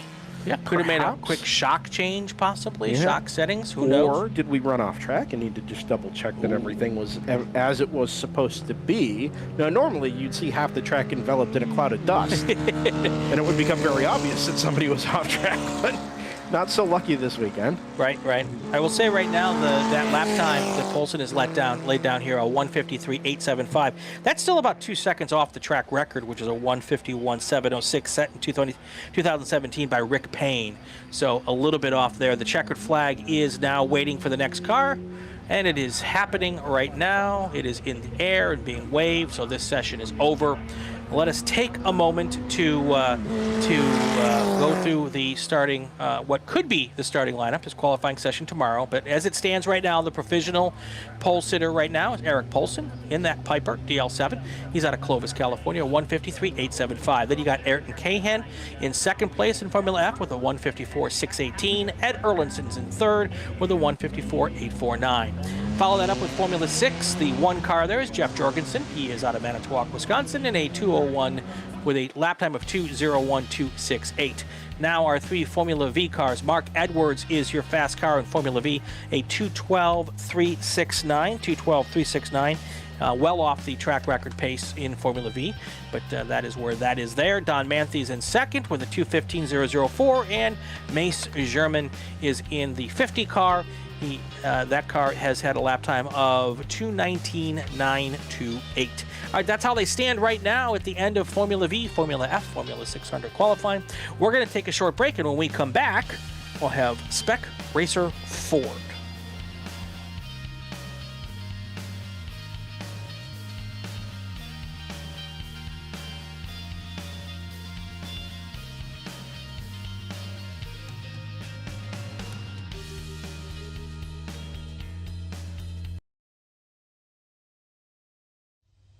My customer experience with Mazda has been absolutely fantastic. I'm probably not the richest person out here, and they're extremely reasonably priced, and you can buy parts easily, and it's a class that fits both what I want from a racing standpoint and what I can afford. We got into Mazdas largely just because it's a fantastic platform, and Mazda Motorsports has some of the best support for the grassroots racer in parts and technical advice and everything else, so they make it easy for us to run these cars.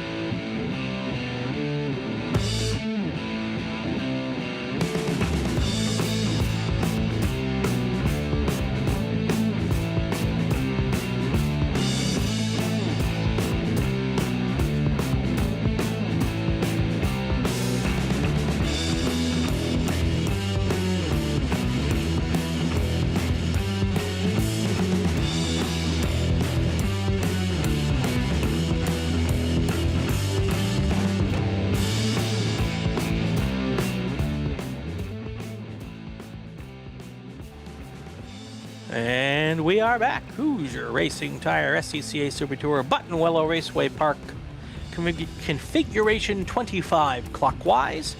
I'm Brian Bielanski. Brendan Kazmarek is sitting in and helping out. Thanks to Brendan. It's not normally your job here with us, but it is splendid to have your dulcet tones. You know, normally, Brian, I'm just bored to tears. We set everything up, and then we just kind of sit and wait to put out little fires. And so far today, smooth sailing. In a perfect world, once I start talking, your job is done. Yes. So through most of 2023, that was the case. Through most of 2024, that has not been the case.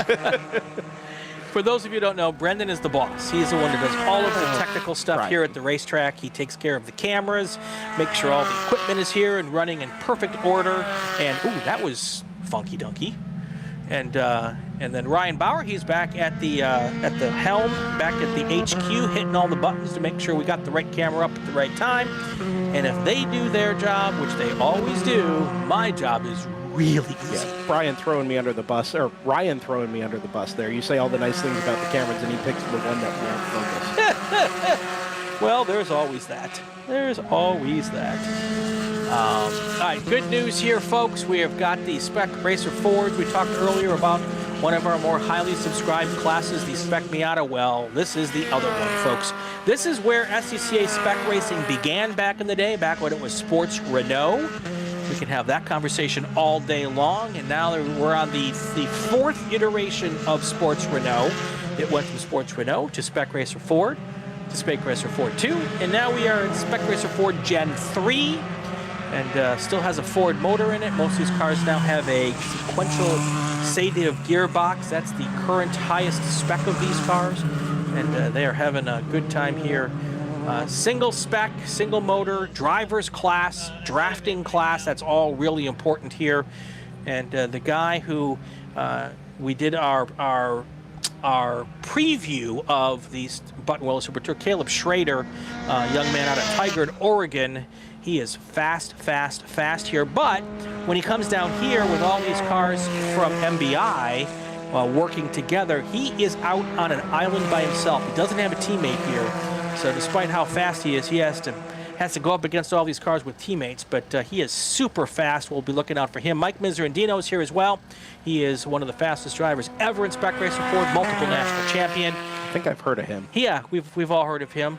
And Mark Ballingy is also really fast here. Paul Marino is very fast. Tom Burt. I mean, I can go on and on and on, but we got some fast cars here. We're going to keep an eye on them here throughout the whole first session here. Shouts to Judson Bolton, the number 188, for making the trip from NOLA.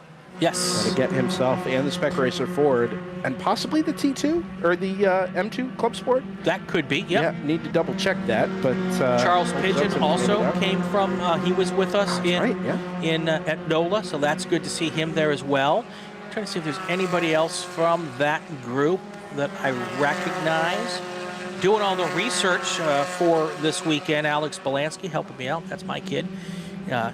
Was like, all of these people at the Buttonwillow Super Tour, they haven't done any other Super Tours, which means a lot more work for the preview when you can't just drag it over from a previous race. Oh, and it's a complete reset from last weekend. Pretty much. We've got maybe 4 or 5 drivers that have carried over. Yeah. And some of those are cars from the West Coast who've been doing the East Coast Super Tours, so this is now home for them. So, but that's always fun to see. So, just a constant din of action in this race group as compared to the last 25 cars out here for Spec Racer Ford. We've got that red car, I want to say maybe 88 there, going a little bit slow. 55, Brian. Looks like maybe Jay Rosenthal in the number 55. Okay, that makes sense. Kind of gets himself out of the beehive there, headed down into Cotton Corners, pulls off to the right. It appears to still be under power. Maybe finding himself a new spot in the line. Well, now, still not up to pace, headed through the dog leg. Jacob Covey asks, when is Spec Miata? Spec Miata was our first group of the weekend, so they're done for the day. They'll be back first thing, 8 o'clock tomorrow morning with a qualifying session. Their race tomorrow should start around 12:05 p.m. So that's the information for you there, Mr. Covey. Thanks for being online here. What else is there? Spec Miata will run in that Group 1, so will SMX. Correct. Spec MX-5. Do not sleep on Spec MX-5 this weekend. No, it will be a big class. Yeah, and a highly competitive one.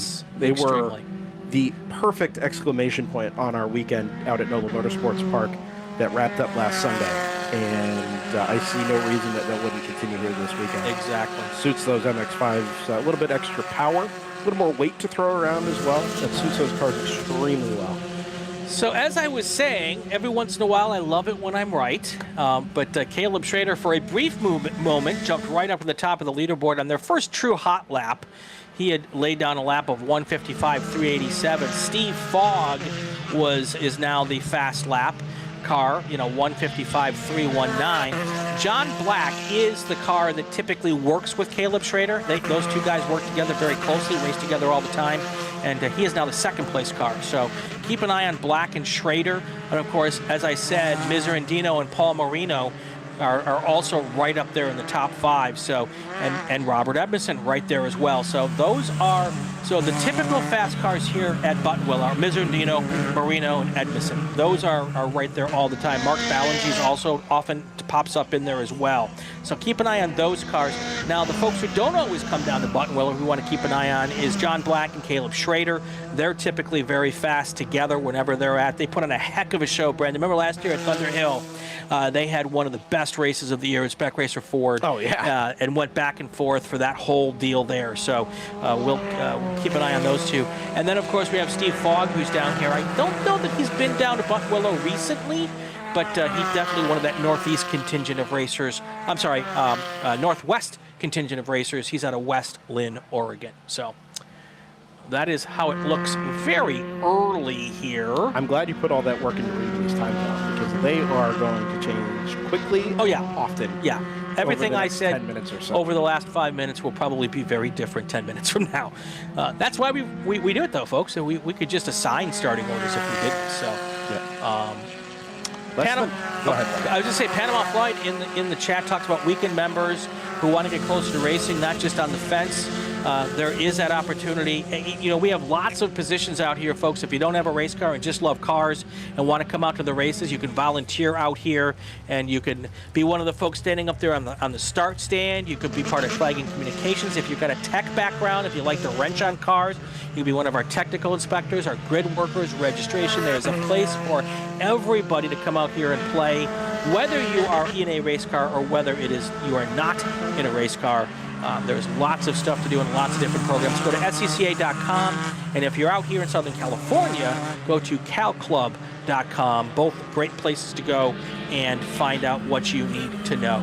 Caleb Schrader just topped the leaderboard, just jumped to the top of the leaderboard with a 155.206. Steve Fogg drops down to second place with a 155.319. So Caleb Schrader just goes purple. Mike Miserandino is now moved into fourth place. Robert Edmondson is in fifth. And those are your fast cars right now. Here is the exit of Riverside. That is a fast section of the racetrack. Brendan was talking about that earlier. It is deceiving by the cameras as to how fast those cars, but those cars pretty much are flat out at that point. Yeah, like we said earlier, a quick dab of the brakes on the way into Riverside. You probably fourth gear through there, hold it, and then arc the car back to that apex curb that kind of launches you or slingshots you onto the short run up to Phil Hill and at the top of that chicane there on the west end of the circuit. One of my favorite things to watch in Spec Racing Ford, everybody comes out of the gate so quickly and puts in their initial lap times, and then it's just tiny incremental gains as the session wears on. Whether you're just bleeding fuel and weight out of the car, or you're finding a drafting partner, somebody to work with that you can push through the corners with, but still get a nice toe down some of these longer straightaways. It doesn't present itself as anything obvious, but again, half a tenth here, half a tenth there, and all of a sudden you've launched yourself 4 or 5 spots up the qualifying order, such as the closest that we get in SCCA SRF3 racing. Schrader, Fogg, Black, Miserandino, Edmondson, Marino. That's your top 6 right now. 7 through 10, Andre Pera, Humberto Milete, Lee Douglas, and Jay Rosenthal. Jay Rosenthal is also another car that often runs near the top here at Buttonwillow. So would not be surprised to see him jump a little higher up the leaderboard as we get deeper into this session. Eyes on Steve Fogg here, Brian. 42.6 through the first sector is a purple first sector time for the number 21. Now, Sector 2 has been a little bit unreliable through the course of the day today. We may get a Sector 2 time for that car, but they were all in that same group that exited the front of the grid down over our left shoulders here about 11 minutes ago. So we'll keep eyes out for that number 21, see if Steve is able to come through and improve his time. Only needs 11 hundredths. Right.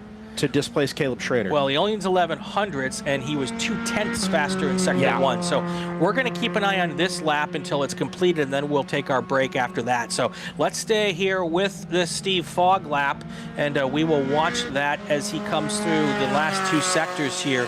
And once we get his time in, we'll see if it was enough to best Caleb Schrader here, who is currently on the pole with a 1:55.206. Looking to see what the track record here is for this class. The track record here is a 1:53.9, so still 2 seconds off of that track record pace here. And I'm not sure if that track record was set on a different type of tire as well. Looking back, that track record was set in 2018, so I'm not quite sure whether or not that was on the current Hoosiers or whether it's on a different type of tire, which sometimes is how you can hold the track record in any class for a long period of time when the tire type has changed or when there's been better tires out there. So we'll see that. So looking to see now whether or not that second. No, it doesn't look like it. It does not look like 1:56.4, I think it ended up being the lap time for the 21. Right, and that still wasn't faster than that car's fastest lap, was at 1:59.3. All right, so let's do this. 12 and a half minutes to go. Let's do a call to the grid. Actually, we don't need a call to the grid just yet because we have a short worker break after this session. We're going to take our break, and when we come back, we will get you to the checkered flag. Stay with us, everybody.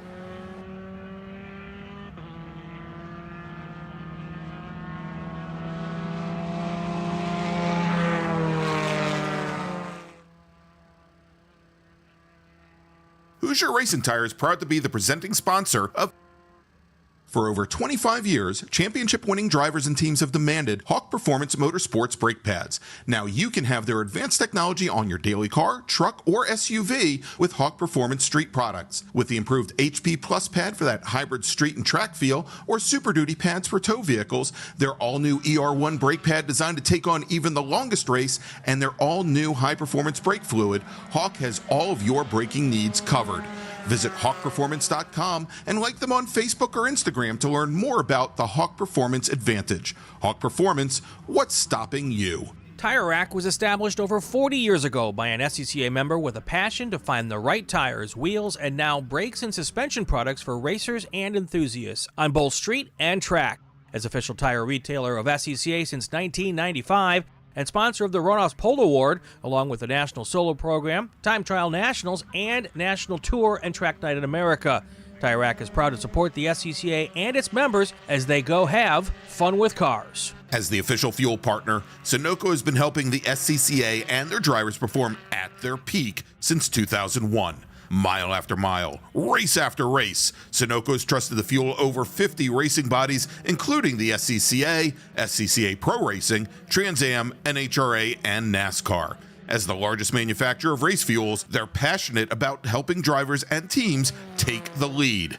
To find race gas near you, visit SunocoRacefuels.com or call Sunoco at 800-RACE-GAS. Get more bang for your buck at SummitRacing.com. Choose from millions of in-stock parts from over 1,500 name brands. Parts for racing, street performance, trucks, plus tools, accessories, and more. Shop anytime, anywhere with the Summit Racing app. Mazza Vineyards is the exclusive sparkling wine for podium celebrations at the Hoosier Racing Tire SCCA Super Tour, SCCA Runoffs, and Tire Rack SCCA Pro Solo. Celebrate your racing weekend with Mazza Vineyards and learn more at enjoymazza.com. It's the 2024 Hoosier Racing Tire SCCA Super Tour, the premier amateur road racing series bringing together top SCCA road racers from around the country. The Hoosier Super Tour visits some of the greatest tracks in North America, showcasing each of our 28 car classes. From production to GT cars, prototype to Formula cars, the Hoosier SCCA Super Tour packs a ton of wheel-to-wheel racing action into every event.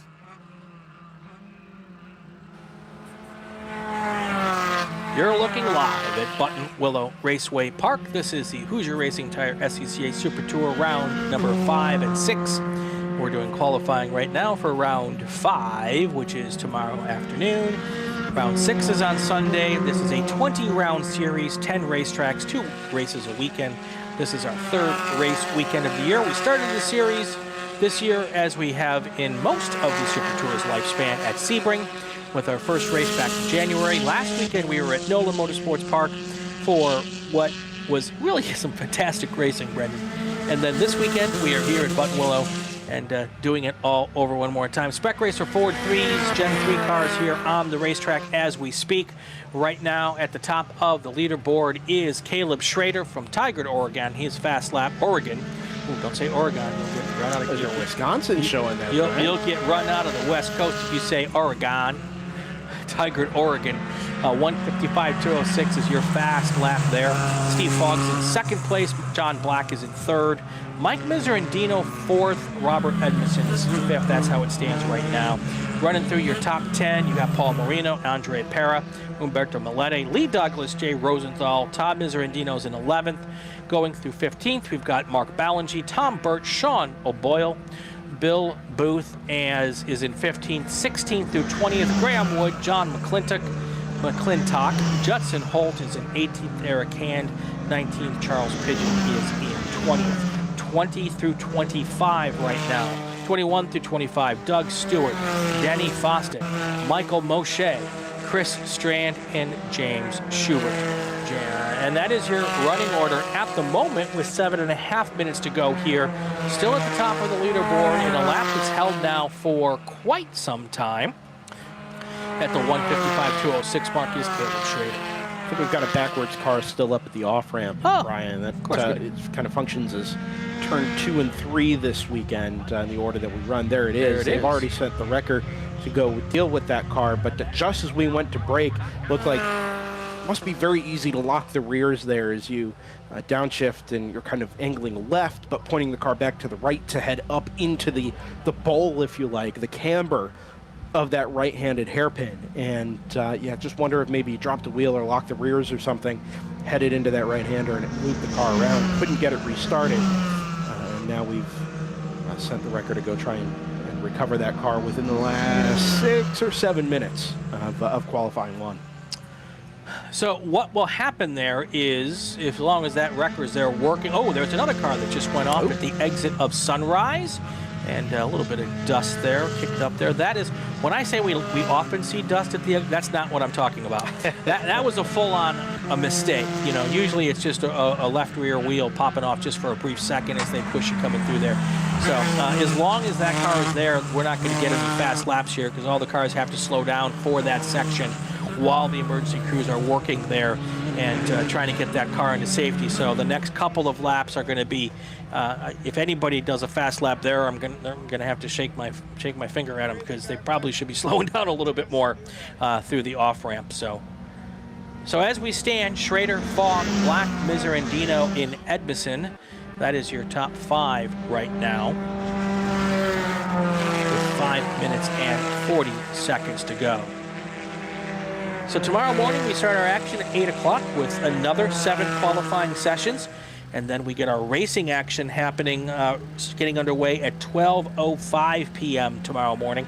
Gregg Ginsberg will be joining us tomorrow and Sunday for all the race actions. And he will be doing his thing with me, and then we'll have him there for those. Do the same thing on Sunday morning. We'll have our race actions going to get underway at 8:40 Pacific time. Now, all these times are Pacific time, so if you're on the East Coast, this will be more like brunch racing on the East Coast. Ooh, I like that. Usually it's very early morning racing for us West Coasters when we're out on the East Coast for the Super Tour. And but no, we got a normal start time. Breakfast at Buttonwillow in the morning. It'll be brunch from Buttonwillow for all of our East Coast watchers. Have you had breakfast at Buttonwillow, Brian? I have. Good? It is. Good breakfast? There's nothing wrong with the breakfast at Buttonwillow.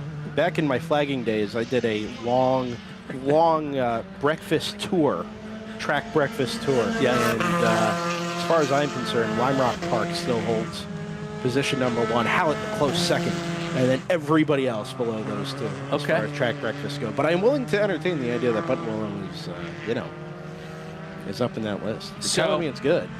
Pardon me for waxing sentimental. Are you going to tell me about the Egger? No. I'm going to tell you that the best track breakfasts I ever had were the ones made by my mom at the racetrack. Oh. She made this breakfast skillet where it was a whole bunch of stuff all in one skillet, and it just was a blob on your plate. That sounds delicious. A blob of awesomeness. Yeah. Egg-flavored blob. Yeah, exactly. Eggs and hash browns and sausage or bacon and cheese. And give me a little Frank's Red Hot, although hot sauces aren't Any hot available. sauce. Yep, no, but, you know, personally, a little partial to that. And listen, maybe I'll take a trip down. So I did see an empty Tabasco bottle at one of the corner stations a little earlier this weekend while I was putting out camera mounts. So I thought it was interesting. Tabasco's not as big out here as it is in other parts of the country. Yeah. Much more into the sriracha is a big one out here. And, of course. And chalupitas. Are we not still in a global sriracha shortage? It depends on who you talk to. On that? It depends on how you talk to. Welcome along to the Super Tour qualifying and hot sauce review. Because the racing in Spec Racer Ford is so spicy, Brian. Oh, there we go. That is a silky segue if I ever heard That's one. right. All right, that, Ginsberg. There you go. Caleb Schrader, still our race qualifying leader at the moment with a 1:55.206, followed by Steve Fogg, John Black, Mike Misertino, Robert Edmondson. No real changes of note here in the top 10. Now that I say that, Sean O'Boyle, not in the top 10 though. He only made it up to 11. Sean O'Boyle pops a lap here of a 1:57.080. That moves him into 11th fastest, and then drops down Tom Miserandino and Mark Ballange, to 12th in 13th. So that is the situation here with 2 minutes and 20 seconds left to go. Attention to the paddock. Big bore cars to the grid. GT1, GT2, GT3, GTX, A Sedan, and Touring 1. Big bore cars to the grid for your qualifying session. Continue. Yeah, I was going to make the point. One of the things to consider that is a departure from the normal Super Tour format. Yes. Is in these classes that are tire limited. Yes. Right, where you can only run a certain number of tires, or they're marked for the course of the weekend. We have an extra session this week. Yes. Because we've got the 7 run groups. Tremendous value for money, by the way. Back time-wise, one of the best of the year. But we're going to have 2 qualifying sessions in addition to the practice we had earlier this morning, plus the 2 full-length races that we run at every Super Tour. Right. So you've got to take care of those tires a little bit. And I just wonder if, even if they're not marked, you're just trying to save a little bit. Leave yourself a little bit there in reserve so you're not whacking a new set of tires on the car every time you've got to go put it on track. Right. It is a little bit later in the afternoon. We are pushing late 60s, early 70s for temperature.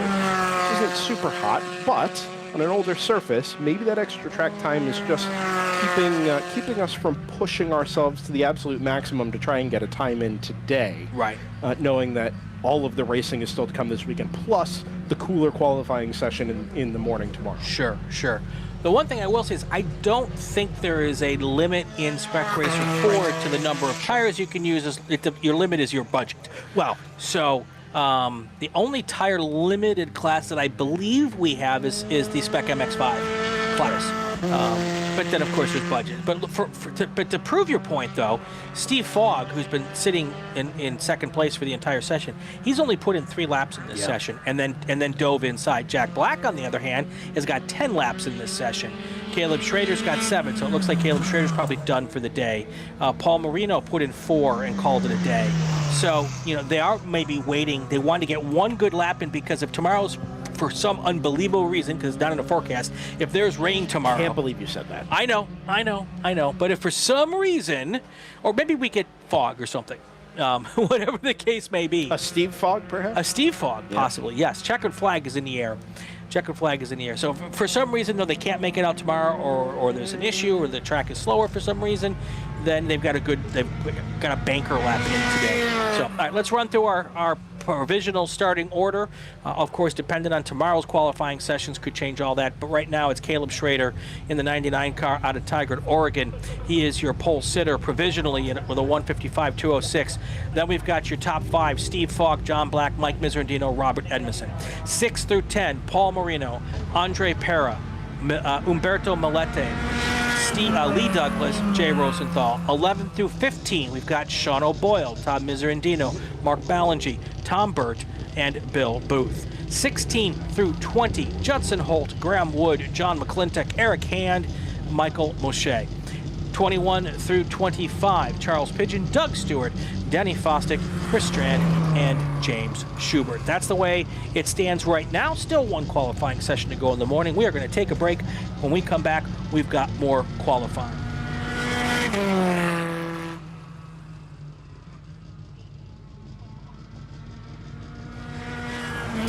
The next session, because we have a worker break coming up, is going to start at 3:10 Pacific time. We've got about a 15-minute break, so go get yourself a frosty beverage, adult or otherwise, maybe even a cup of cold brew if that's your thing, and we will come back there in about 15 minutes for the big board group, GT1, GT2, GT3, GTX, and T1, and I'm going to do one more call to grid before we go away.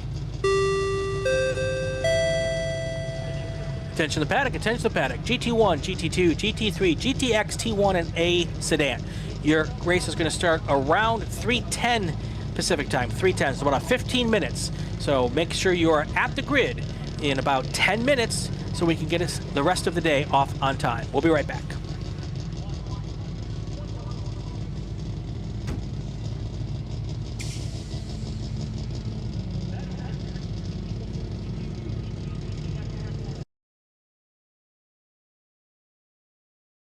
For over 25 years, championship-winning drivers and teams have demanded Hawk Performance Motorsports brake pads. Now you can have their advanced technology on your daily car, truck, or SUV with Hawk Performance Street products. With the improved HP Plus pad for that hybrid street and track feel, or Super Duty pads for tow vehicles, their all-new ER1 brake pad designed to take on even the longest race, and their all-new high-performance brake fluid, Hawk has all of your braking needs covered.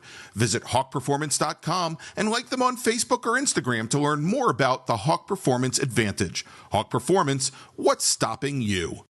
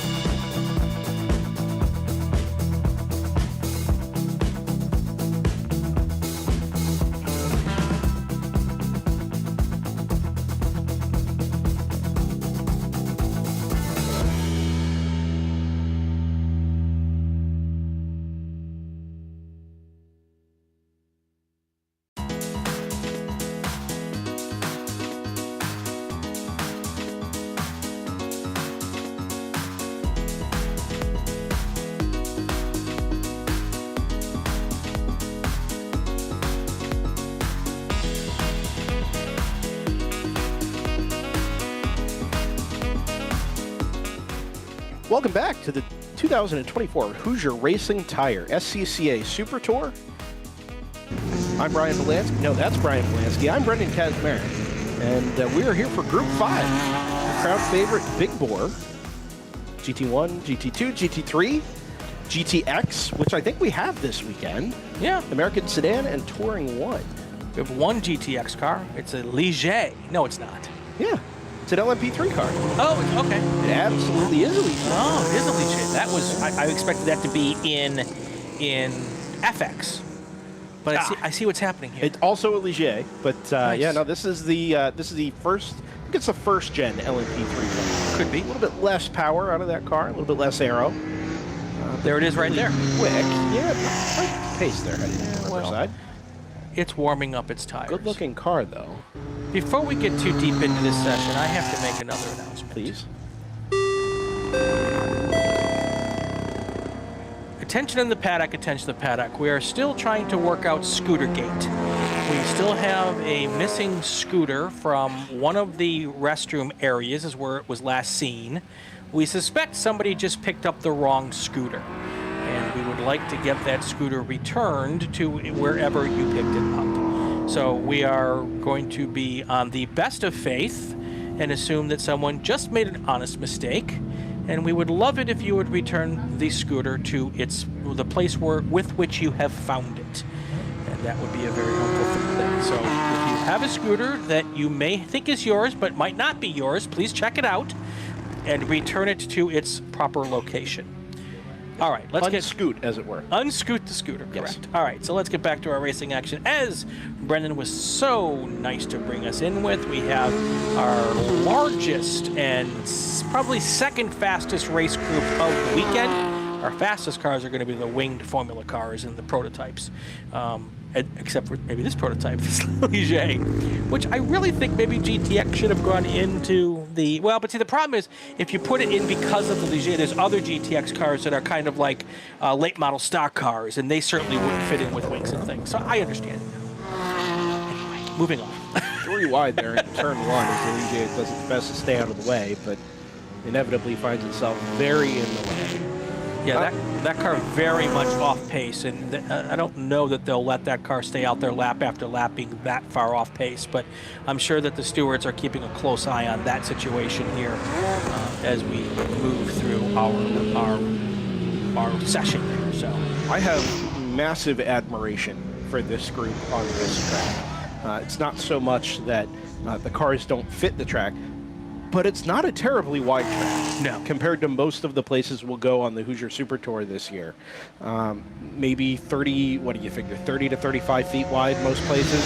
Sure. Maybe a touch wider than that. Yeah. But there's not massive curbs. There's not any sort of extra pavement on the exit of these corners. So if you do happen to drop a wheel at speed, which is, not unheard of in cars like this, your margin for error is extremely slim before you're out in something resembling mud. Yes, on most weekends that's not an issue because you can go off and come back on pretty easily. But yeah, it doesn't take far off the track this weekend to get yourself into a spot where you will be unhappy and require the assistance of our fantastic emergency services crew here at Buttonwillow. And as much as they are wonderfully helpful, they like to just sit in the truck and listen to the broadcast.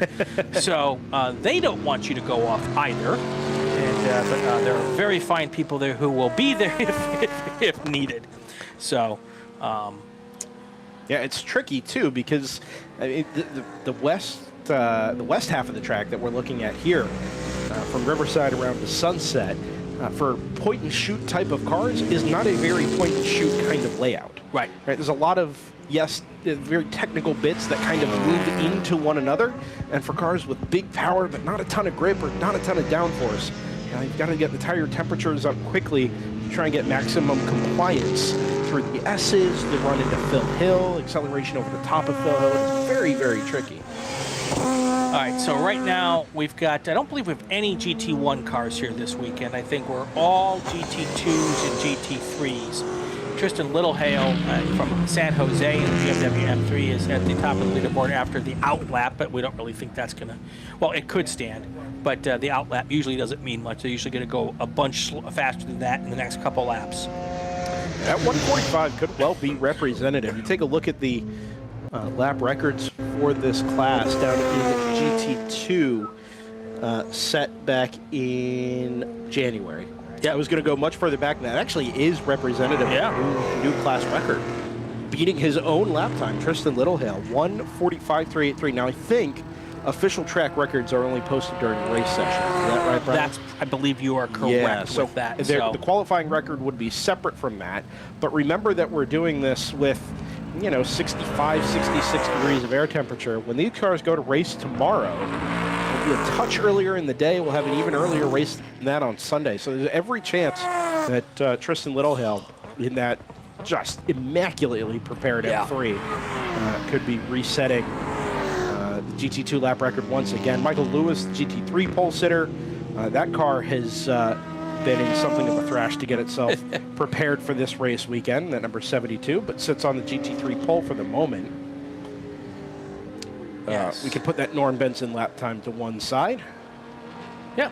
7 thousandths of a second. Yeah, that is wicked fast. Isn't it just? A lap of 7 thousandths of a second. Considering the fact that his first sector was 51 seconds, I'm not exactly sure how that happened. Clearly, that was what we would call an anomaly. I think so. So we'll just plan on that bumping down here. In an American sedan, no less. Correct, yeah. So, actual actual AS pole sitter, Brian, is Roger Eagleton down in the number 1. 12th overall at the moment, 1:59.372. Right. And the only representative time out of AS so far. Yes, that and the Matt Latucci car in another Ford Mustang, at a 209. So still getting some faster laps coming in here as we get a little deeper into the session. So a lot of personal bests in Sector 1 here throughout the field, but they're still quite a bit slower than Tristan Littlehale in the GT2 BMW M3. The other GT2 cars near the top of the leaderboard are Sean Wheeler and Glenn McCready. Both of them are in Corvettes, and they're 2 and 4 seconds off the pace of the BMW, respectively, very, very early in this session. So, yeah, GT2 I think is going to end up being my favorite race group of the weekend.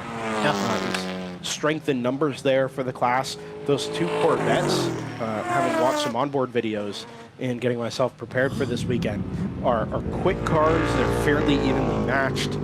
They sound great, and it strikes a really nice balance between the big power that you expect out of GT1 with just something a little bit more manageable that races itself really well around these club racing type circuits. I would also keep a close eye on the GT3s of Michael Lewis, Taz Harvey, and Tony Rivera. Those are really good cars, really good race car drivers. And if they get to the point where they're together on the racetrack, that could be a pretty good show, depending on where and when that plays out for them. So 16 minutes and 18 seconds right now. Your fast car is Tristan Littlehale, followed by Sean Wheeler, Glenn McCready, Robert Yallen in that Ligier GTX car, Kyle Kelly, Michael Lewis, Don Van Nortwick, Taz Harvey, and Tony Rivera. That is your top 9 right now. 10th fastest is Mike Henderson in the GT2 Chevy Corvette. Tony Rivera in the RX-3. Well, Tony Rivera was a story that we told last year about his trip to get here because he desperately needed to race in this Super Tour to qualify for the runoffs last year. And he drove like 37 hours to get here from San Diego. It was tremendous because every route he tried to take was blocked by snow. Yes, I said snow. That should shock everyone because it shocked all of us. But he tried several different ways to get over the mountain from Los Angeles here up to Buttonwillow, and every time he went one way, it was closed by CHP. Another way was closed by CHP. In the end, he drove like 800 miles to get here in time to race. Made both races, started in the back on Saturday, and got the points he needed and the finishes he needed to be able to qualify for the runoffs last year. It was kind of the little engine that could. Well, they did. And what a great effort by him just to get on the racetrack. So, all right. So looking in the chat here. Yeah, Brian Straczynski. Yeah, Yeah, but there's no R there. Straczynski. Yeah, if we're going to go Polish. Yeah. We'll have him join the crew. LMP3 not with P1. No, that's correct. I think it used to run in PX, and then I think PX was absorbed into GTX. Isn't that the case? So here's what I'm thinking, is that because the car might not be enough data to decide whether it needs to go in P1 or P2, the default class would fall into a GTX. Sure. After a few races where they can get some time in it, my suspicion is that's going to get reclassed into P1 or P2. I will talk with the stewards tonight and get the answer to that question. Bearing in mind, too, the older gens don't have as much power as the current gen of LMP3 cars. Right. And you would think that maybe it would slot itself into P1 a little more naturally. You had it right. Stizinski. Well, I was going to go Stichinski because of the CZ there. And there is no R, so we were both a little wrong. So, Stizinski. Thank you, Brian. Brian was the winner of our first Super Tour Associate Producer of the Weekend. Is that right? Yes. Of the year. Of the weekend. Of the weekend of the year. Of the year, correct. Sure, yeah. Anyway, your stuff's going out next week. I've been on the road a bit, Brian. We've got the stuff. We're going to get it out to you. And then there was another, last week's winner was Boy from New York. I don't think you're in the chat today, but I still need to get contact information for you. So all that stuff is going to be cool there as well. All right, we are 13 minutes into this. I am going to do a call to grid, and then we are going to take our break, and we'll have the rest of qualifying in just a few minutes. Attention the paddock, attention the paddock. Wings and things to the grid, wings and things. That would be FX, FA, FC, FE2, Prototype 1, Prototype 2. If you have a wing and if you are a thing, you should be going to the grid. All right, we'll take our break. When we come back, we will have the rest of this qualifying session. You are watching the Hoosier Racing Tire SCCA Super Tour live from Buttonwillow Raceway Park. Stay with us, everybody. Hoosier Racing Tire is proud to be the presenting sponsor of SCCA Super Tour. Hoosier's mission is to be the dominant customer-driven provider of tires to race teams domestically and internationally. At Hoosier, we know that our success is dependent on how well we meet our customers' expectations by providing the safest, most reliable, high-quality race tires that put you in the winner's circle. For more information, see our Trackside support personnel or the local Hoosier Racing Tire dealer near you, or contact us at HoosierTire.com. Hoosier Racing Tires, truly tires designed for champions. Mazza Vineyards is the exclusive sparkling wine for podium celebrations at the Hoosier Racing Tire SCCA Super Tour, SCCA Runoffs, and Tire Rack SCCA Pro Solo. Celebrate your racing weekend with Mazza Vineyards and learn more at enjoymazza.com. Tire Rack was established over 40 years ago by an SCCA member with a passion to find the right tires, wheels, and now brakes and suspension products for racers and enthusiasts on both street and track. As official tire retailer of SCCA since 1995 and sponsor of the Runoffs Pole Award, along with the National Solo Program, Time Trial Nationals, and National Tour and Track Night in America. Tire Rack is proud to support the SCCA and its members as they go have fun with cars. As the official fuel partner, Sunoco has been helping the SCCA and their drivers perform at their peak since 2001. Mile after mile, race after race, Sunoco has trusted the fuel over 50 racing bodies, including the SCCA, SCCA Pro Racing, Trans Am, NHRA, and NASCAR. As the largest manufacturer of race fuels, they're passionate about helping drivers and teams take the lead. To find race gas near you, visit SunocoRacefuels.com or call Sunoco at 800-RACE-GAS. Bravo Trailers is the exclusive trailer partner of the SCCA. Owned by longtime SCCA racers, Bravo Trailers work better, load easier, and tow better because we build them with racers in mind. Visit BravoTrailers.com to see your new trailer in aluminum or steel. If you like what you see today, become part of the action by joining the Sports Car Club of America. Whether you want to drive, flag, organize, officiate, have fun with cars, or meet 65,000 enthusiast friends, SCCA offers plenty to feed your motorsports obsession. Ask someone trackside about how to get involved or visit SCCA.com for more information.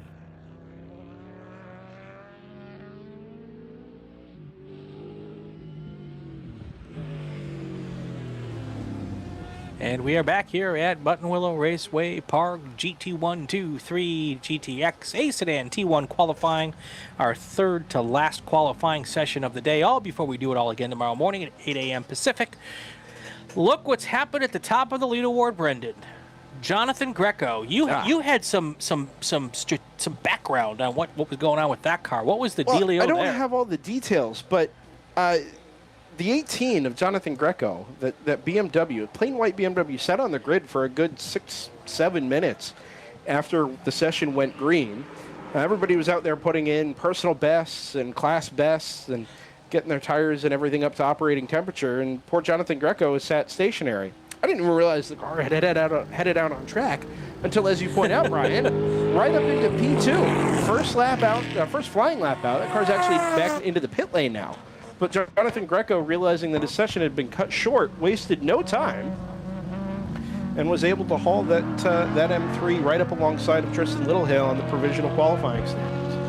And what's interesting is that car it's still 2 seconds short of the Littlehale time.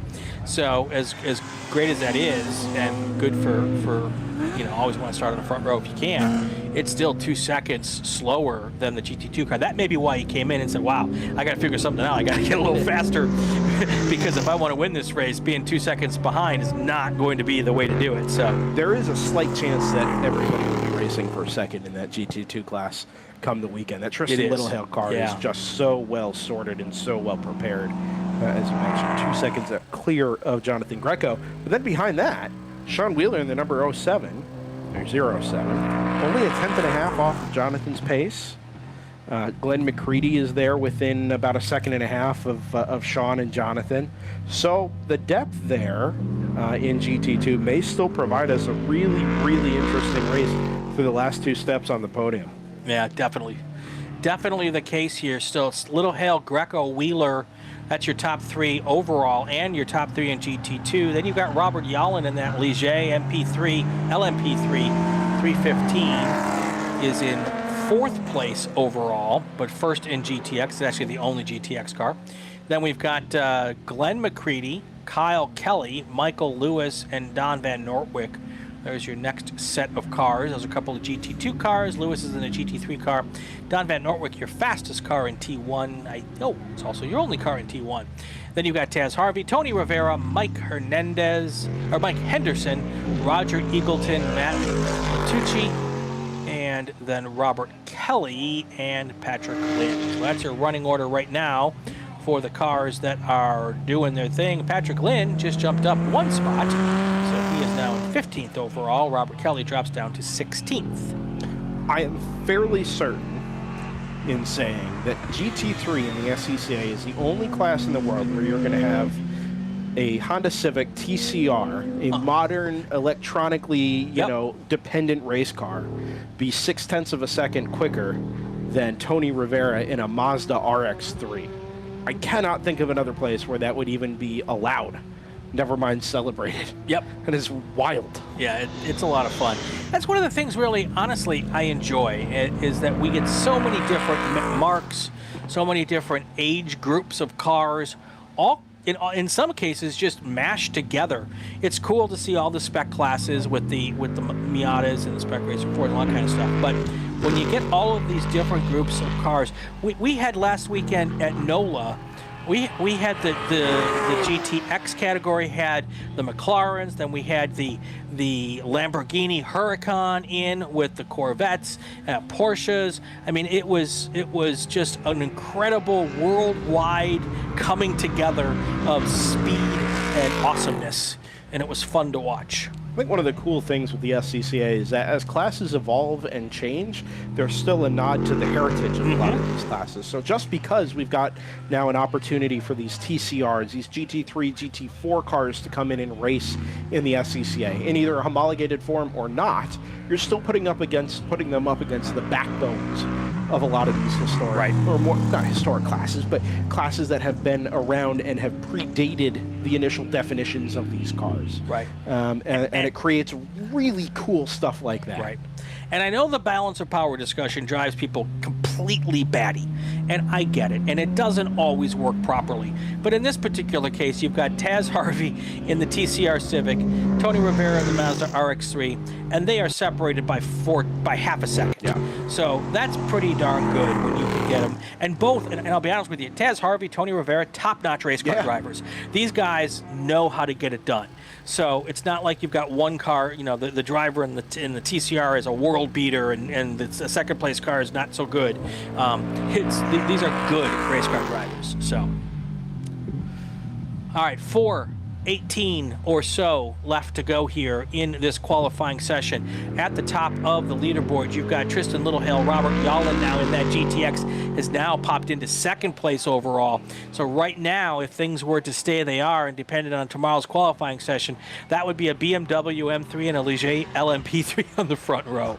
That should be fun to watch tomorrow. So Jonathan Greco's in third overall. Sean Wheeler is in fourth. I'm going to do another quick call to grid here for our next race crew. Attention the paddock, attention the paddock. Wings and things to the grid. FX, Formula Atlantic, Formula Continental, FE2, Prototype 1 and Prototype 2.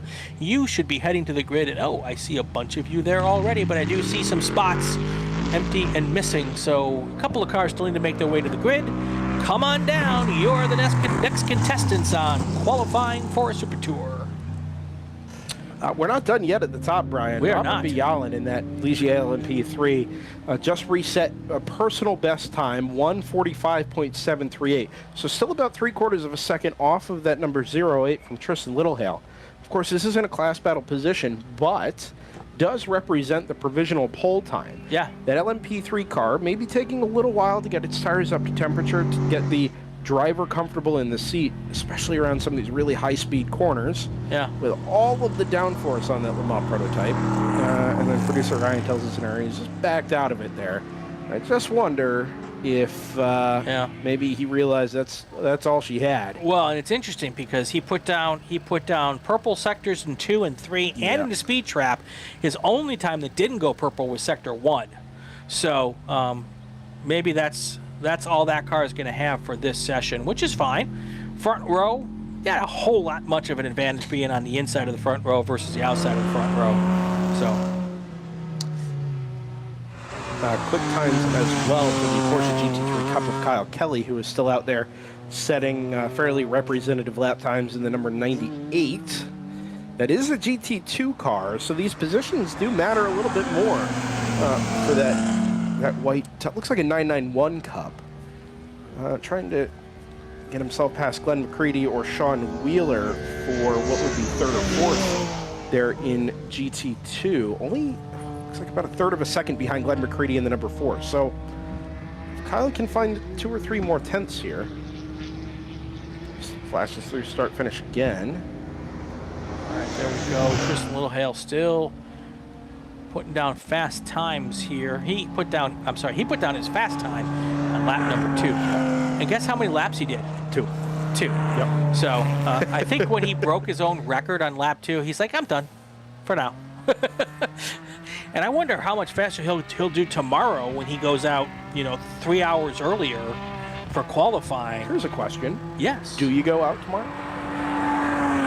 You might sit there and wait and see what happens. Yeah. Because he is 2 seconds ahead of his fastest competitor in his class. Well, and there is something to be said for trying to not chase the racetrack as such, but remember that the track is going to be constantly evolving, right? We've talked about how much rain they've had here in Southern California. You can visually see it. Right. Right. We've got both puddles and lush, green, beautiful yard quality grass. Right. And with all of that scrubbing that went on from the heavy rains over the last couple of weeks is going to come a very, very green racetrack. And I appreciate that it's hard to fully grasp just how much a rubbered-in racetrack is worth in terms of lap time. But remember that in a lot of cases, we've been several seconds off of the track records. We'll put Tristan Littlehill off to one side. But in the classes that ran earlier this morning and before we got the first 4 groups, right, we're some distance away there. And running these sessions today, running more qualifying tomorrow morning, wouldn't be surprised if Tristan decided to go take another stab at a pole run. Sure. even if the margin is there, just to get a feel for the track in a more rubbered-in state. Right. Well, and the one thing that will be also interesting to note is that tomorrow's races are at essentially the same time as today's qualifying sessions. Right.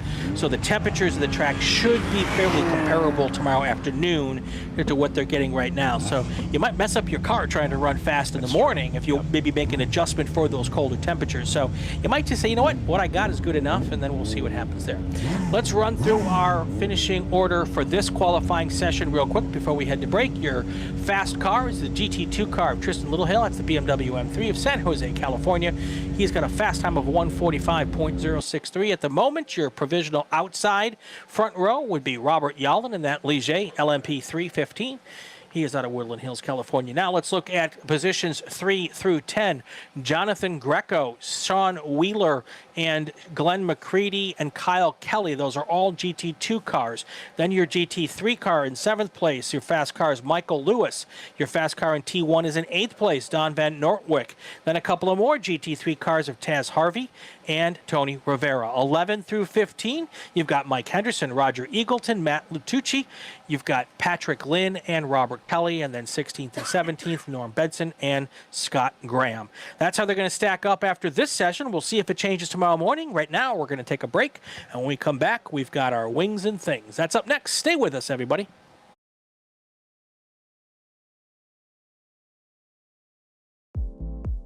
My name is Joshua Smith, Business Development Manager for Mazda Motorsports. We're happy to be supporting the SCCA and Mazda racers here. So our team support program offers a couple of tiers of support, parts support, technical support.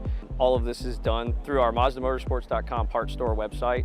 It's basically like signing up for an Amazon account. Simple information, prove that you're a racer. It gets you access to our 800 hotline that you can call and speak to one of our parts representatives 5 days a week.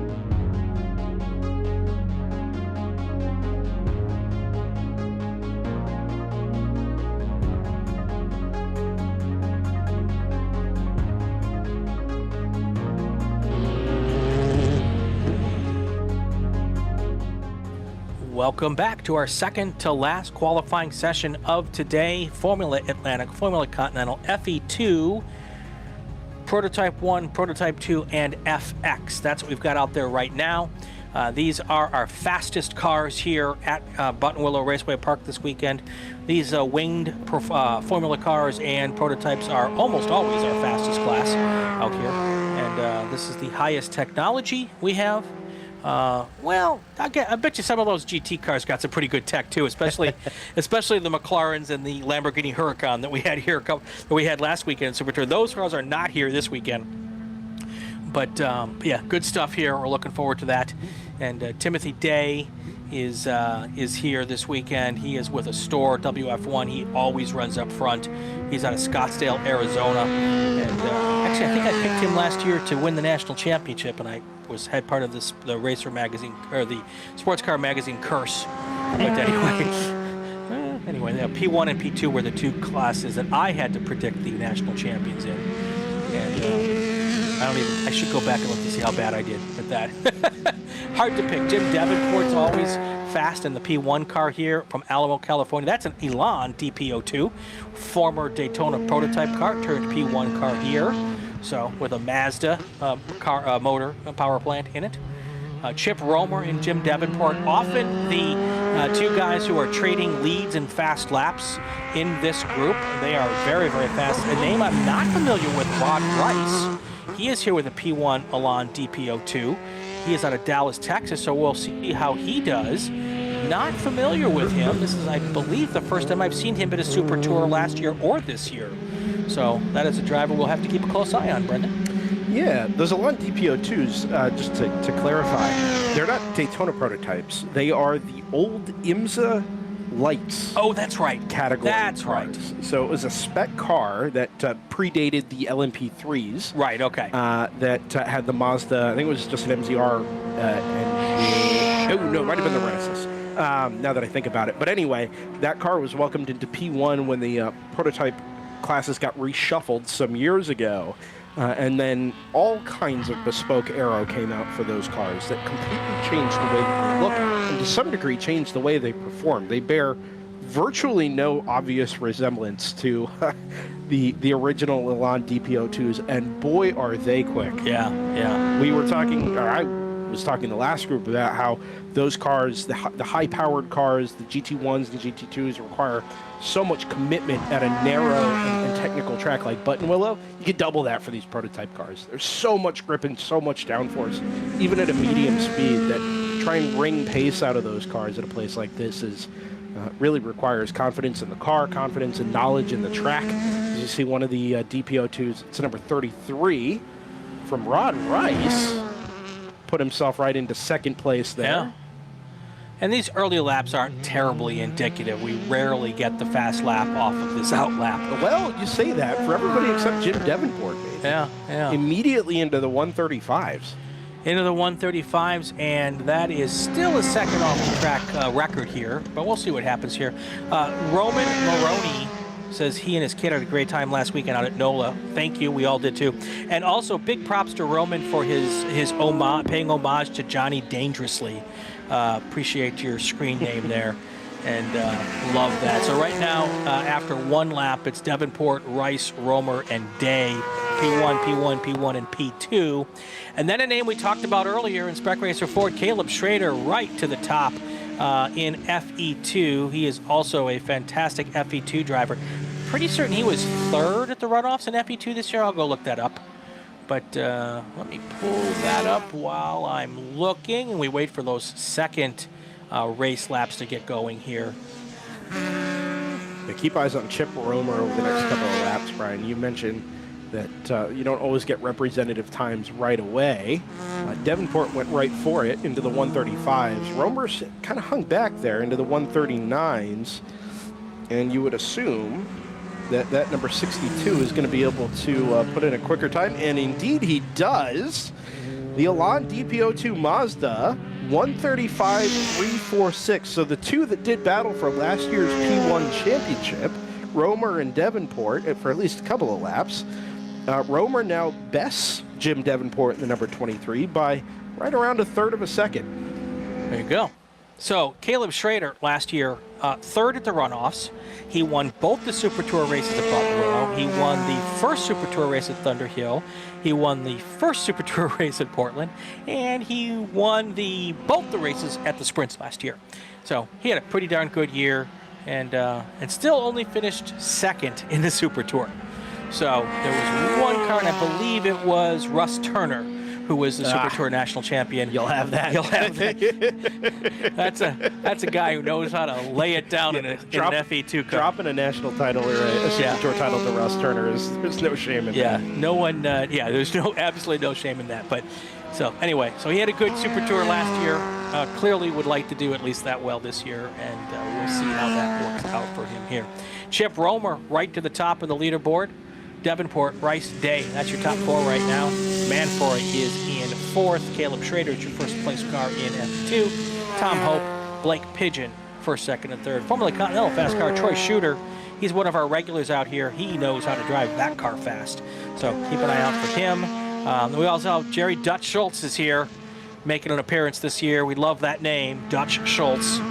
Van Diemen RF01. He's out of San Clemente, California. He is your second place car in Formula Continental as well. Might not be as fast as Troy Shooter, but gosh, Dutch Schultz, that is a good name. That might be an all-timer racing name. I've got a few stored away in the back pocket, but Dutch Schultz is... That ranks right up there with Lake Speed and Scott Speed. Sure. You know? Yeah, big fan of that. Absolutely. Oh, there you go. Rod Axelson from our producer, Ryan. Yeah, absolutely. That's good stuff. Yeah, I have to divert attention away from names. But John Yeatman's another one. But yes. that might take a millennial to...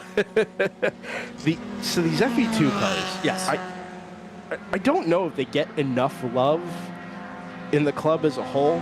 They are so competitive at the top, right? There's strength in numbers almost every weekend that we're out, right? There's no bit of a squeeze there between the P1 and I think it's another P1. And I wonder if that's Jim Davenport. He's been absolutely wringing the neck out of the number 23, trying to pick up the missing tenths there to Chip Romer. Right. And really, really aggressive on the throttle, headed down out of Phil Hill. Wait for him to come by and reset the lap time here. But these FE2s, Caleb Schrader, Russ Turner, right? Two of the best in the country at running these classes. And yet, only a handful of tenths out ahead of Tom Hope. Well, now it's out to about a second and a half. But even below that, Tom Hope, Paul Marino, Troy Shooter, all within a second there. Blake Pigeon and John Yeatman are there within 0.006 of a second of each other.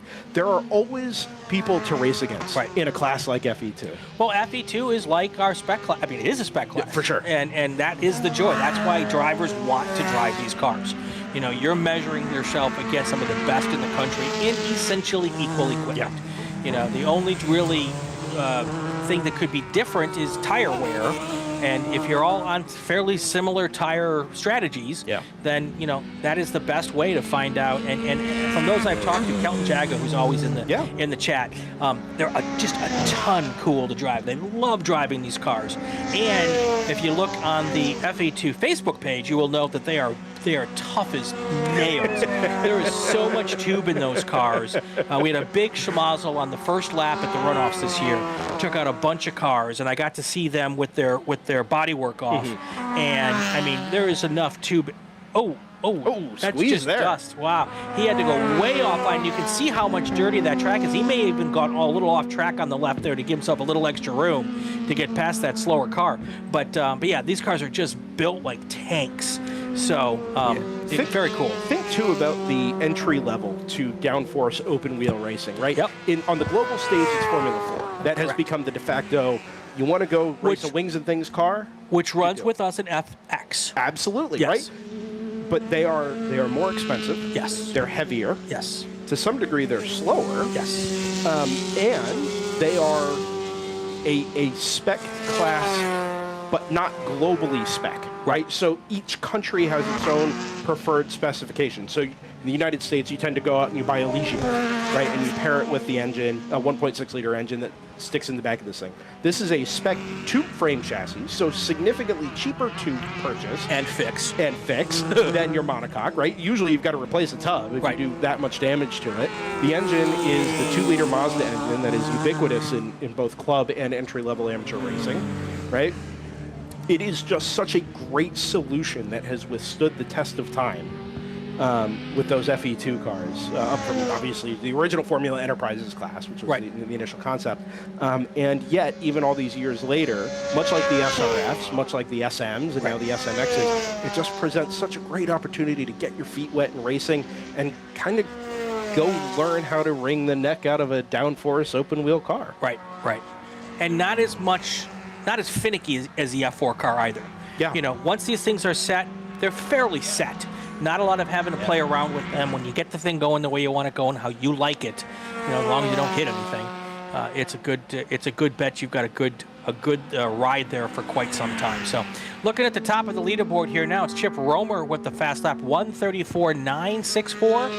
134.964. Looking at the sheet here, that is just about 0.5 of a second short of the track record here. So, and that's what we're looking at there. Jim Davenport right on his heels with a 135.6, 0.7 of a second back.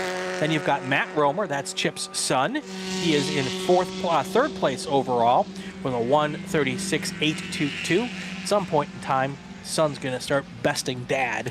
You're always looking in your rearview mirror. I think Chip would rather lose to Jim Davenport than to lose to Matt, but that's the way that works. Aaron Bailey is in 4th. Rod Rice is in 5th, doing a great job here.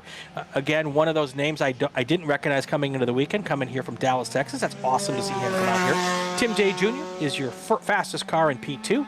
That is in 6th overall, followed by John Manfroy in 7th. Caleb Schrader, your fast car in FE2, followed by Tom Hope, Paul Marino, and John Yeatman. Fast car in Formula Continental, Troy Shooter.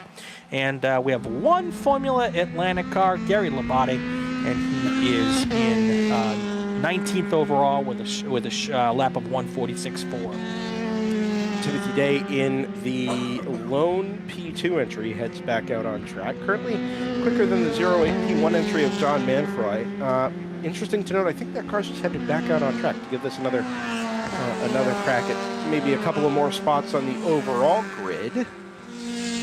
Brian, as we approach halfway. Yep. We're clear halfway. We are just clear of halfway, so let's do a call to grid and we'll take our break. And then we will come back for the rest of this qualifying session. Attention the paddock, attention the paddock. Next up should be at grid, Touring 2, 3, and 4, Super Touring Light, Super Touring Under. Touring 2, 3, and 4, Super Touring Light, and Super Touring Under. Get yourselves to the grid for our final qualifying session of the day. We'll take our break. When we come back, the rest of this session be about 8 minutes left when we come back.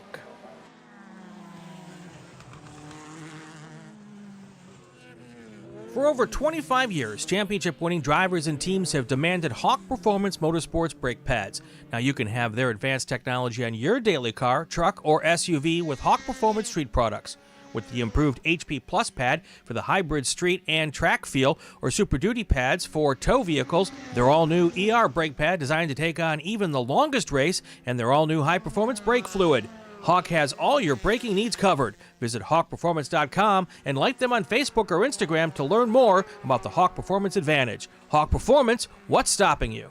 Tire Rack was established over 40 years ago by an SCCA member with a passion to find the right tires, wheels, and now brakes and suspension products for racers and enthusiasts on both street and track. As official tire retailer of SCCA since 1995 and sponsor the Runoffs Pole Award, along with the National Solo Program, Time Trials Nationals and National Tour, and Track Night in America, Tire Rack is proud to support the SCCA and its members as they go have fun with cars. Mazza Vineyards is the exclusive sparkling wine for podium celebrations at the Hoosier Racing Tire SCCA Super Tour, SCCA Runoffs, and Tire Rack SCCA Pro Solo. Celebrate your racing weekend with Mazza Vineyards and learn more at enjoymazza.com.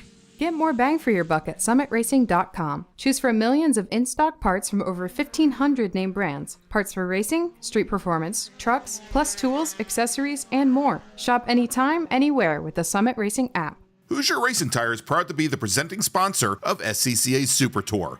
Hoosier's mission is to be the dominant customer-driven provider of tires to race teams domestically and internationally.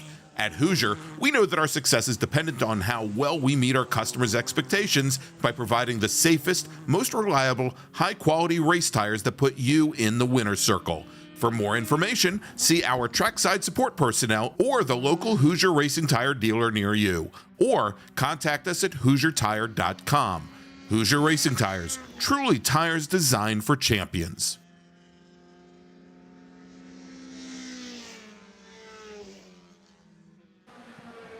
Welcome back to the Hoosier Racing Tire SCCA Super Tour. We are here at Buttonwillow Raceway Park, and we are doing our best to get through the end of the day here.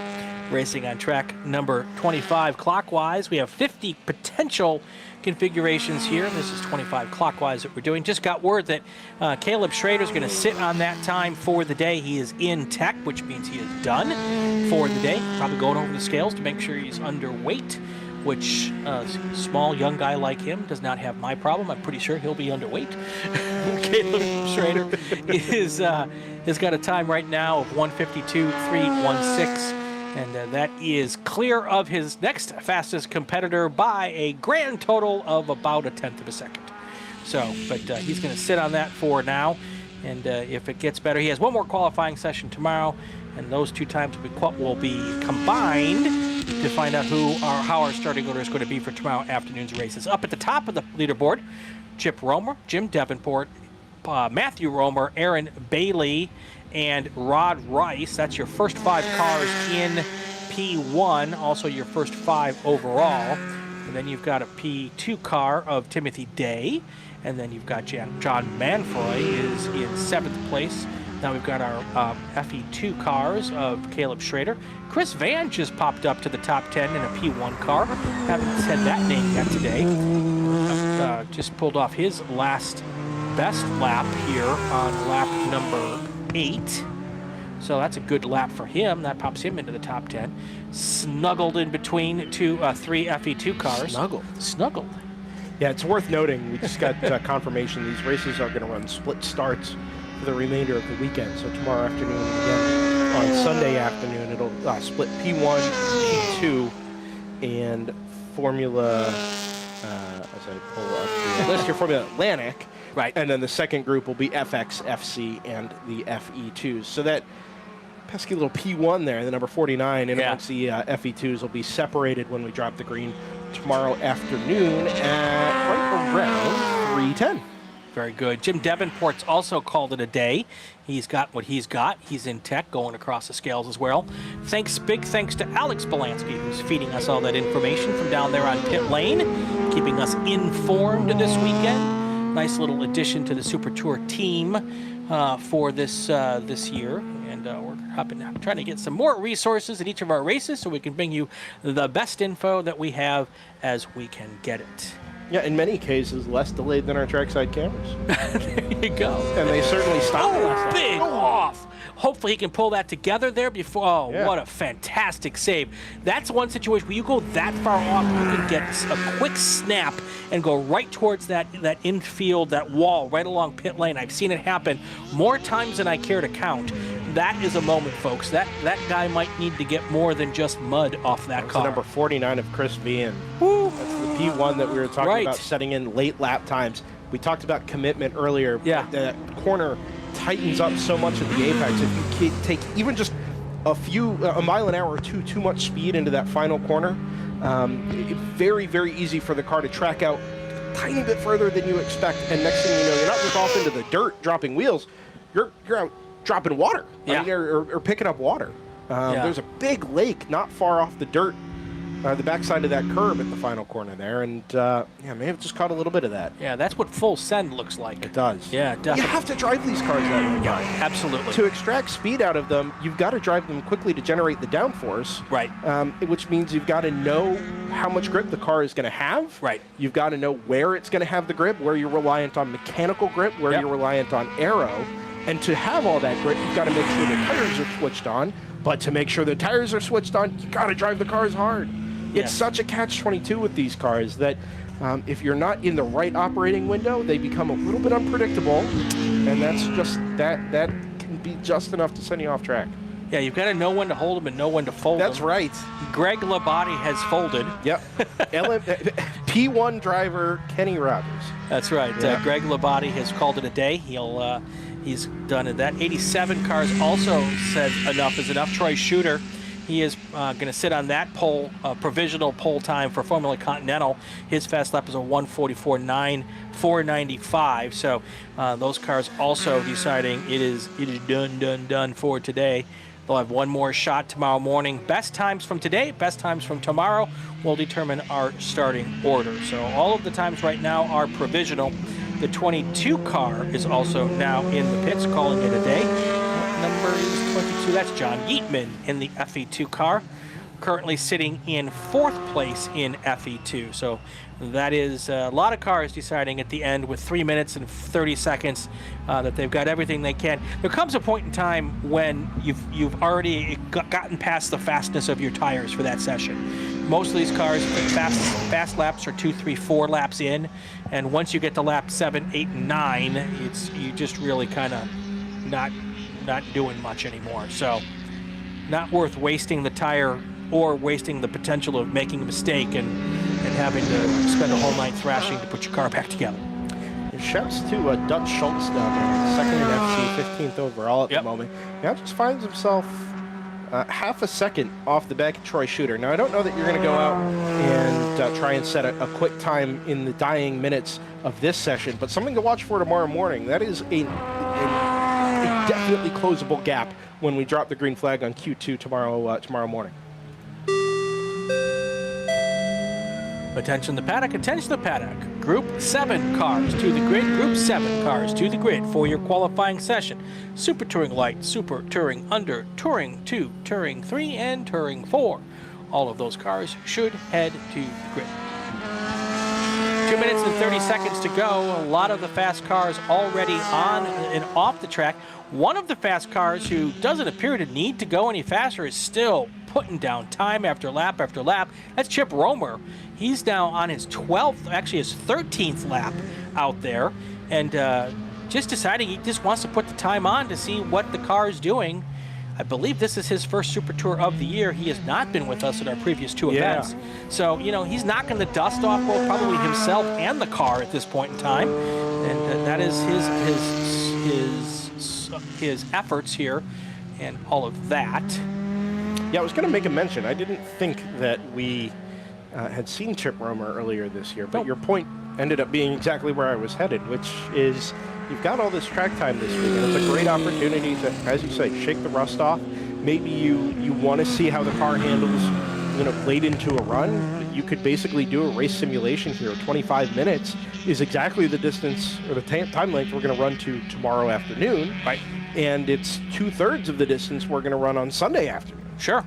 Right? So in these high downforce cars that do tend to take a little bit out of their tires, it's a good opportunity to sort of suss that all out before you're, you know, doing wheel-to-wheel battle there with Jim Davenport and Aaron Bailey and your son. Exactly. For that matter. Well, so good for Chip. If you pay any attention to what's been going on in F1 winter testing in Bahrain, they're always talking about the cars that are doing long run sessions, and some drivers are going to try to get fast laps, and other teams are working on their long run strategies. Well, this is his opportunity to do a long run test session here and get these 13, 14 laps in, whatever they end up being. Tomorrow he's going to go 17 laps, so you know, I think that's a great point that you're making there. Well, that is what I try for, Brian. We're in the closing seconds now of Group 6 qualifying 1. We've just crested 4 o'clock local time. The sun is just dropping a little bit, and the shadows get long as the checkered flag waves over Matthew Romer. There we go. Number 29. There we go. So let's go through the times as we have them now. These could, of course, change after tomorrow, but let's burn through these times, and then we will take our last break before our next race and take a short little breather. Right now, Chip Romer, Jim Davenport. Chip Romer is your provisional pole sitter with a 134.964.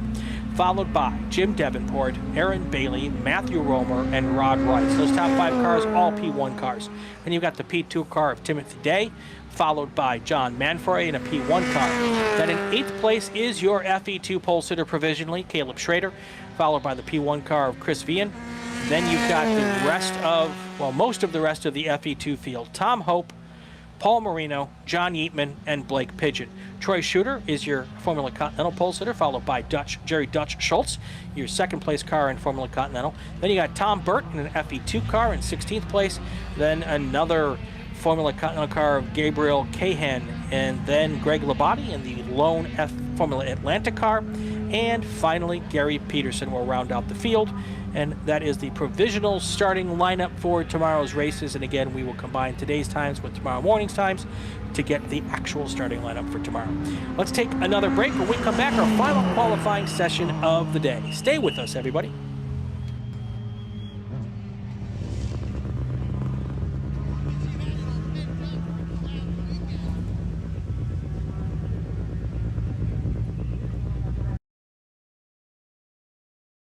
Did you know that SCCA members save $20 on every track night they sign up for? That's right. Track Night in America, driven by Tire Rack, now hosting 150 events at more than 30 tracks across the country, is the easiest and most affordable way to get you and your friends on track in your street cars all season long. Visit tracknightinamerica.com to learn more and get yourself on track.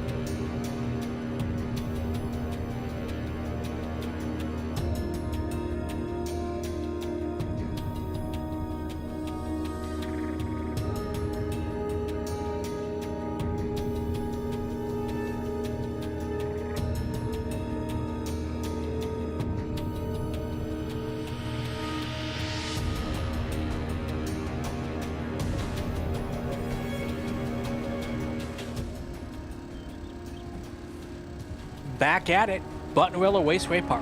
Hoosier Racing Tire SCCA Super Tour qualifying for round number 5 is underway. Our final qualifying session of the day, and this is Touring 2, 3, and 4, STL and STU. We're going to see a lot of cars out here in this group, Brendan, that we've already seen out there today because we have what we call double dippers. And these are guys and gals who have cars that fit into multiple classes, and a lot of times when the multiple classes, STL and STU, or one of the touring classes.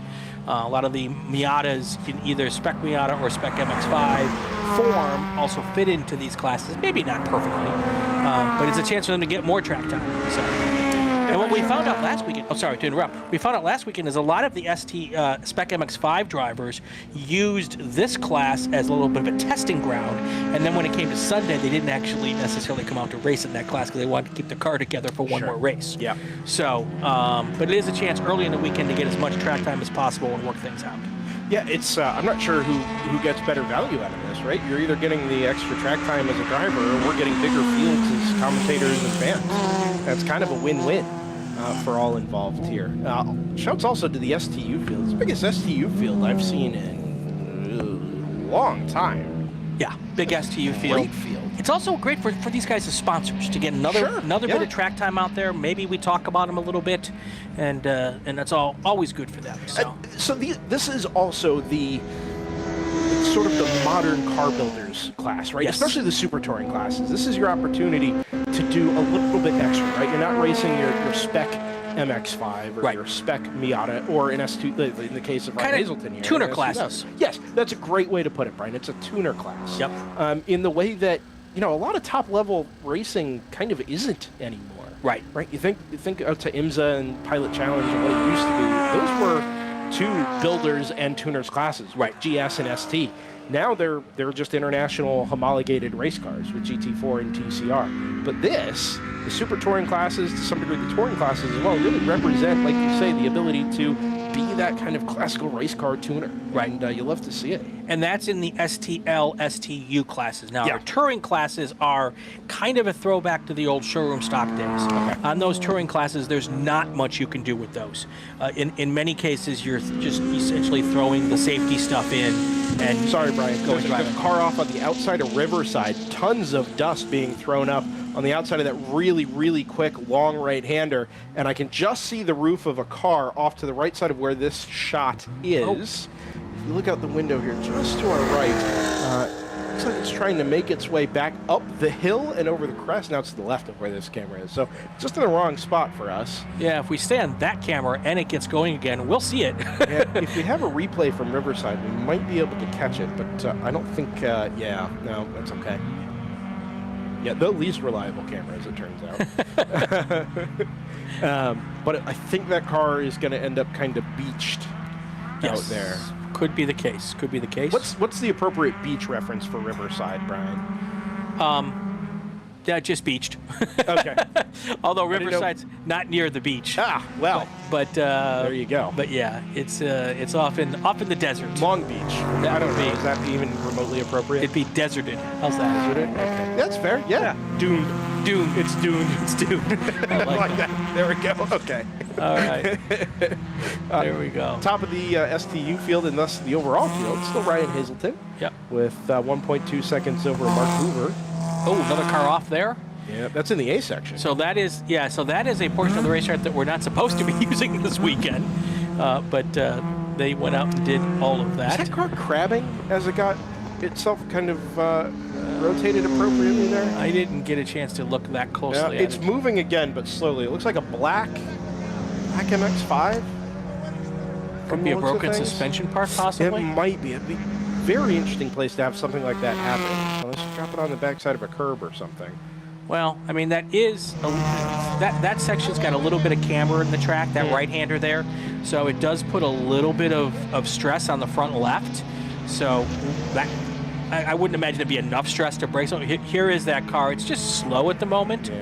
So maybe a tire's going down. That could be possible. It could just be it was positioning itself for recovery. Right. And it made it look like it was kind of at an odd angle there. And there is our rescue truck going to get that car that Brendan was talking to us about, which is off camera to the left of the timing tower there, the timing pylon.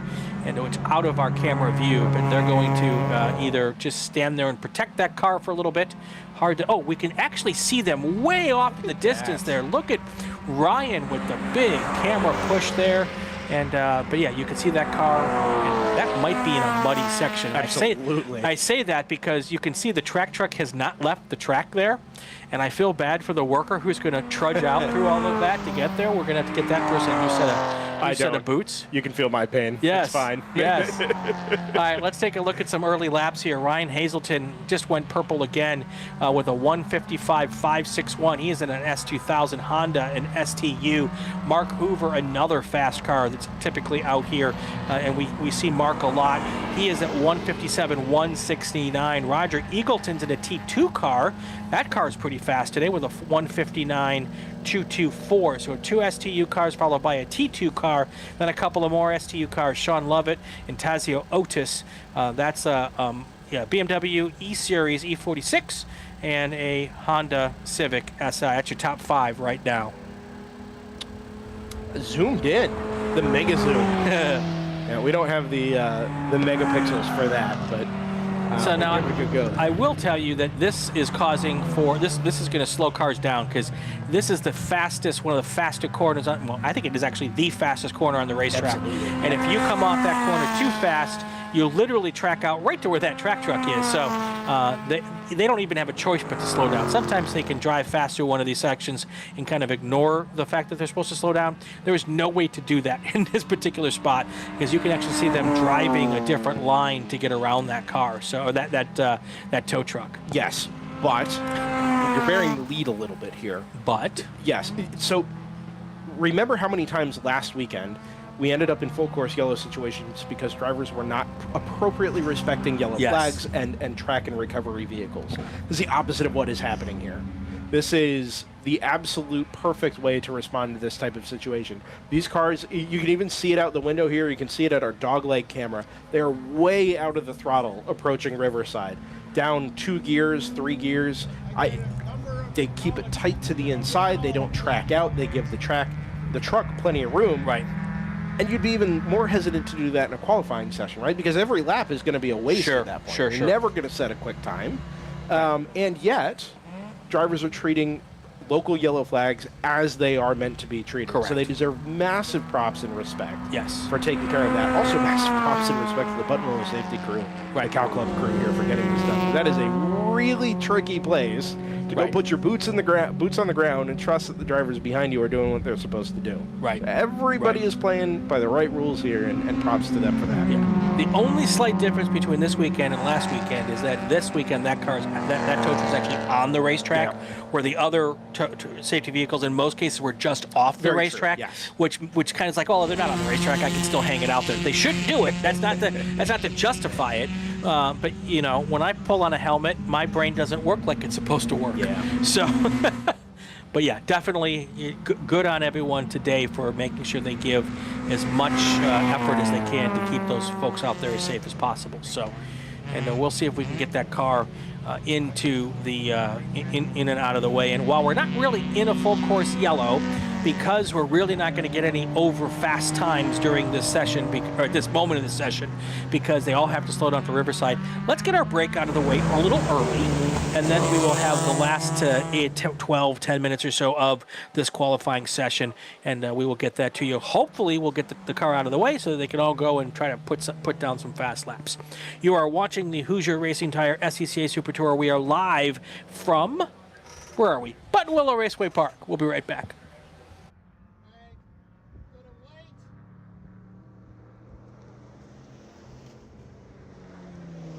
Hoosier Racing Tire is proud to be the presenting sponsor of SCCA Super Tour. Hoosier's mission is to be the dominant customer-driven provider of tires to race teams domestically and internationally. At Hoosier, we know that our success is dependent on how well we meet our customers' expectations by providing the safest, most reliable, high-quality race tires that put you in the winner's circle. For more information, see our Trackside support personnel or the local Hoosier Racing Tire dealer near you, or contact us at HoosierTire.com. Hoosier Racing Tires, truly tires designed for champions. Hagerty is the official and exclusive insurance partner for SCCA and provides affordable off-track insurance protection for motorsports vehicles while in the paddock, in transit, in storage, and at the shop. Hagerty also provides guaranteed value coverage and even has protection for your trailer. Did you know that SCCA members can save 5% on insurance through Hagerty? Hagerty, let's drive together. Learn more at Hagerty.com. Get more bang for your buck at SummitRacing.com. Choose from millions of in-stock parts from over 1,500 name brands. Parts for racing, street performance, trucks, plus tools, accessories, and more. Shop anytime, anywhere with the Summit Racing app. As the official fuel partner, Sunoco has been helping the SCCA and their drivers perform at their peak since 2001. Mile after mile, race after race, Sunoco has trusted the fuel over 50 racing bodies, including the SCCA, SCCA Pro Racing, Trans Am, NHRA, and NASCAR. As the largest manufacturer of race fuels, they're passionate about helping drivers and teams take the lead.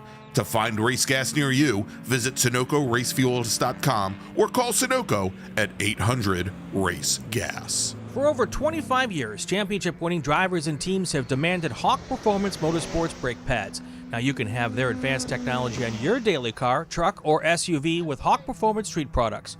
With the improved HP Plus pad for the hybrid street and track feel, or Super Duty pads for tow vehicles, their all-new ER brake pad designed to take on even the longest race, and their all-new high-performance brake fluid.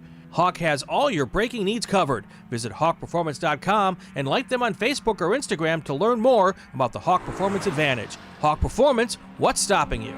If you like what you see today, become part of the action by joining the Sports Car Club of America. Whether you want to drive, flag, organize, officiate, have fun with cars, or meet 65,000 enthusiast friends, SCCA has plenty to feed your motorsports obsession. Ask someone Trackside how to get involved or visit scca.com for more information. All right, we are back here at Buttonwillow Raceway Park and still working on getting that car out of that situation. You can see, actually, that car, the tow truck, looks like it may no longer, no. It's in Zorro's Corners, Brian. It is. With Zorro's Corners? I am. And so it looks like they've been able to tow that car across the track into the, we call it the Zorro's, technically. The Zorro's, sure. And it's a part of the track that really doesn't get used much anymore, but it's a kind of a Z-shaped section. And but a lot of times we can pull a car there and it's in a safe spot for the rest of the race, and then we tow it in later. So it looks like maybe that's what they were able to do. So and while I say that, it looks like that the Ryan Hazelton, but he's only turned 2 laps. So Ryan Hazelton in the Honda 2000 decided, I've done fine. I've run 2 laps. I'm at the top of the leaderboard. I'm 2 seconds ahead, and I think I'm done for the day. I mean, we were just talking about wrapping the day up and getting ourselves out of here. And, setting up for tomorrow. It looks like maybe Rylan Hazelton has done exactly the same thing. Oh, it's Rylan. I've been calling him Ryan the whole time. Yep. It hit me as soon as I looked back up at the board. Big apologies to Rylan. Rylan Hazelton. I did not realize that I had been messing up your name. I'm fairly certain we had a similar eureka moment at some point last year where we all collectively realized that we've been mispronouncing your name. All right. Shame on you as a Pollock for mispronouncing your name there, Brian. Yeah, well, I would never. I'm good at mispronouncing names. Don't be fooled, folks. As a matter of fact, I get told about that in the chat all the time. So, Wesley Molino just drops at 2:03.899 to go second in STL, half a tenth off the back of Carl Young's Honda Civic. That is a really good time there from Wesley. Yeah. And you'd have to think that if you can do the 2:03.899, that the half a tenth has got to be out there somewhere. I like how for the Cal Club races, Wes Molno is Wes Molno. But that's not. Oh my gosh. When we step up to the National Super Tour, it's Wesley. I love it. Wesley Molno. Sorry, I thought that was an I. Yeah. This so monitor's getting me. Wes is out of Glendora, which is literally about 10 minutes from where I live, down near Pasadena, Wisconsin, or Pasadena, California. So I'm from Wisconsin, but I live in California now. Can we move Hollywood to Wisconsin and just watch? the Wisconsinites' heads would explode. That's amazing. Rylan Hazelton is your race leader right now. Mark Hoover is in second. Roger Eagleton is in third. Sean Lovett fourth. Tazio Otis would be fifth. Ross Murray, Matt Latucci, Carl Young, and Wes Molno is ninth. Ryan Teal, who is usually really fast. He's only in third. I mean, he's in third place. That's still fast.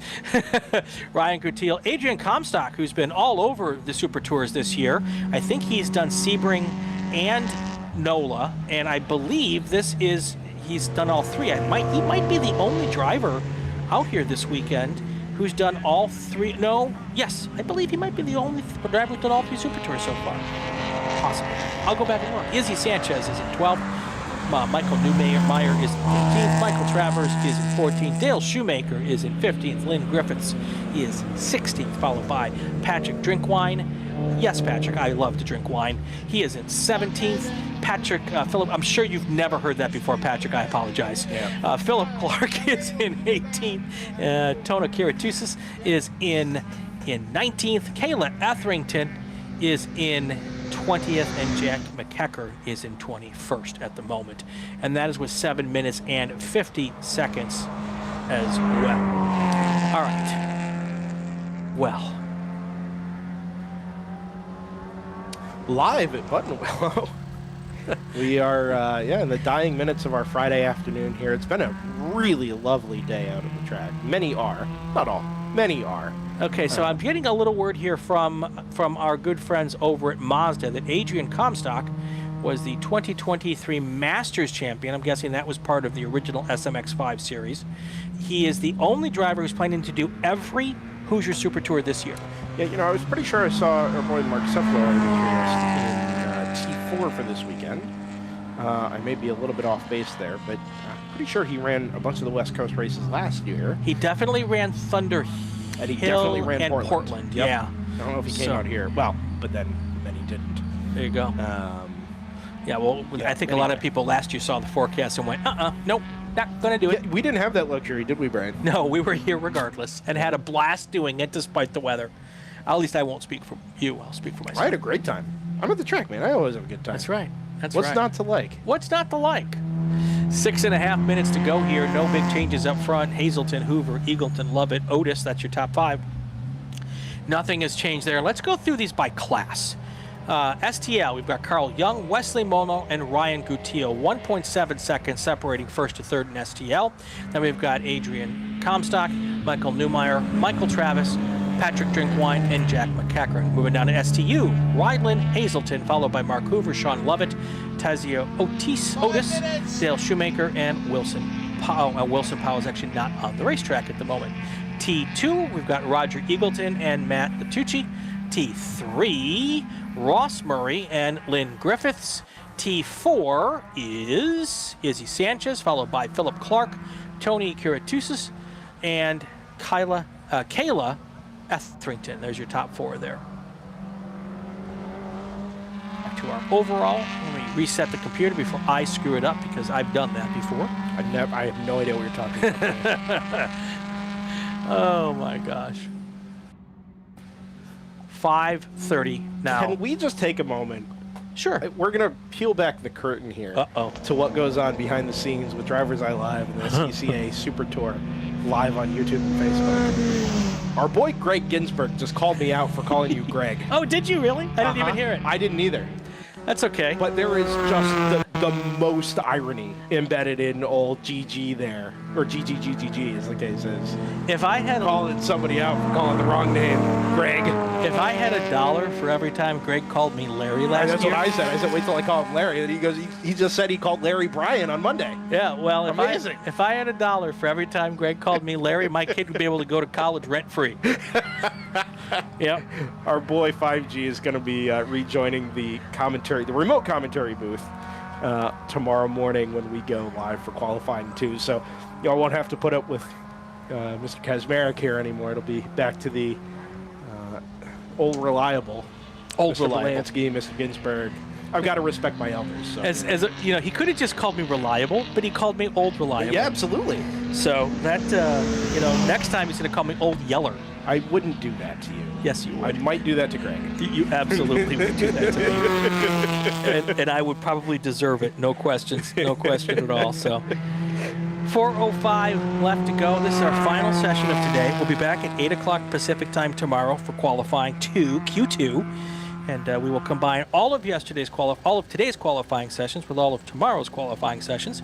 And that is how we are going to determine how the races start for tomorrow. Then on Sunday, all of tomorrow's action with today, we'll get times from all of those sessions. So racing tomorrow, qualifying from both days to determine how the races start on Sunday. So that is the situation, and that is what we know. And I'm going to stick to that regardless, with 3 minutes and 30 seconds left to go. I think we tripped over ourselves enough times at NOLA last weekend about the qualifying procedure and how the grids were going to be set. Yep. That, by this point in the running, we should have this all sorted. It's all good. It's all good. All right, Rylan Hazelton no one's been faster than he was on lap number 2, 1:55.561. Mark Hoover also put down his best lap on lap number 2. Roger Eagleton put down his fast lap on lap number 1. And then parked it. Yep. Sean Lovett, lap number 2, parked it. The top 5 cars in this session did not go past lap number 2. Put their lap down and then decided, I'm done. Ross Murray decided, I'm going to go a few more laps. He put down his fast lap on lap he did 9 laps. I don't know when they did their fastest lap. But anyway, so they put in 9 laps. The car's a little deeper in the field, stayed out a little bit longer. Adrian Comstock in that Spec MX-5 car did the same thing, 3 laps and done, and it was good enough for 4th fastest in STL for tomorrow's races. As you can see, we're not quite. When we get to Riverside, you're going to see, hopefully, you're not getting as good as, maybe it'll be the Phil Hill shot. Okay, I'm being faked out. It's a beautiful sunset here, and our cameras are not quite picking up the beautifulness of our sunset. But you can see the shadows when they come through here. If you look at the shadows there, you can see how low the sun is in the sky. It's actually difficult heading towards Riverside to be able to get a good view because the sun really is directly in your eyes at this point. Yeah, tough spot there. You're doing top speed, 5th or 6th gear, depending on the car you're in. Maximum commitment into a 10-degree banked corner. Yep. That tightens up on the exit, and you're staring straight into the setting sun. Yeah. Tough sledding. Yeah. But this is why we love it. Right? We do. I love it. I don't have to drive it. It's a very good point. Yeah. Sebring will forever hold the top tier for me in terms of rising or setting suns. Mm-hmm. And I actually prefer a Sebring sunrise to a Sebring sunset. Sure. I think it's substantially more impressive and beautiful. It just really kind of wakes up the paddock, whether you're in a pro race or a club race. It's the same kind of atmosphere. Right. But last night setting cameras up, as the sun was dropping below the mountains up to the east, hits right about 5:30, 5:45. Everything is golden. There's red hues in the sky, a little bit of high haze. I mean, it's gorgeous. It's not Sebring, but it's not far off. Gregg 5G Ginsberg has alerted me to something I didn't pay attention to, but Rylan Hazelton's lap right now is 1.3 seconds under the STU track record. So that's a good time. That's probably why you decided to park it. I'm good enough for today. Good enough for today. All right, so the time is running out here on, we have got a visitor on our camera there. Oh, hey. Wonder if that's a bird. That absolutely is. I guarantee that because the camera's moving as that bird tries to teeter. That's awful. That's actually pretty cool. Checkered flag is in the air, folks. Oh, yeah, that's absolutely a bird. Yeah, you can see it out the window there. That is so cool. Oh, well, now we've done it, Mr. Bird. Yeah. This is something else. I've never seen this on one of our cameras before. No. You can tell we're infatuated with things here, folks. It's been a long day. We got a lot of bird love going on here. Would this be a Firebird? Could be a Sunbird. We're going to call him Pontiac. We're going to call him Pontiac. Oh, we've named him Pontiac. Very nice. I love it. Let's go through our starting order provisionally at the moment as we get done here. Ryan Hazelton should start in the front row probably, unless something weird happens tomorrow. That's so far under the track record, and a couple of seconds off of the second place car of Mark Hoover. Then we've got Roger Eagleton, Sean Lovett should be the provisional second row right now. Tazio Otis and Ross Murray will be the provisional third row at this moment. Carl Young, Matt Latucci would be row 4, and then row 5 would be Wes Molno and Ryan Cotillo. Cars starting 11th through 15th, we've got Adrian Comstock, Izzy Sanchez, Michael Newmeyer, Michael Travers, and Dale Shoemaker. 16 through 20 is Lynn Griffiths, Patrick Drinkwine, Philip Clark, Tony Karatusis, and then Kayla Etherington, and then starting 24th at the moment would be Jack McEachern. Anything else before we wrap this up, Mr. Brendan? Just two thoughts. Yes. First and foremost, tough couple of minutes for the Birds Aren't Real crowd down there at the exit of turn number 12. It's the closest I've ever seen bird feathers. Wow. Like oh, it's gone. I would believe that they're not real, but now you're telling me that it's capable of just flying away with our turn 12 or camera 12. Oh my word! Is he trying to take it? Might actually lose this one. Anyway, that's my first destination when we go to pick up cameras tonight. So that was fascinating. Really, that was so cool. Yeah. Payoff for the afternoon. No question. Secondly, thanks for letting me be a guest commentator on my own production. No problem. It's always a kind of an interesting feeling to step into a less familiar role. Do plenty of commentary, but rarely for Sports Car Club of America. So it's been great to join you this afternoon, Brian. Thanks for letting me be a part of it. And really looking forward to listening to you and Mr. Gregg Ginsberg call all the action from round 5 tomorrow and round 6 on Sunday. All right, that's going to do it. Thank you to everyone here this weekend. Want to thank all of our workers out on the corners, everybody who is here at the SCCA, both Cal Club and National, to be able to put this event on. We've got tons of volunteers this weekend. If you want to volunteer, you can come out and join us. SCCA.com or calclub.com. All the contact information you need is there to reach out and be part of what we do. And a big thank you to the folks who are here, and they would love some extra help. So absolutely come out and join us and check it out. He is Brendan Kazmarek. I'm Brian Bielanski. Ryan Bauer is in the booth. Alex Bielanski roaming the paddock. We are done for today. We'll be back at 8 o'clock Pacific time tomorrow morning with a whole bunch more action. Join us then. Thank you to all the associate producers in the chat. Talk to you tomorrow.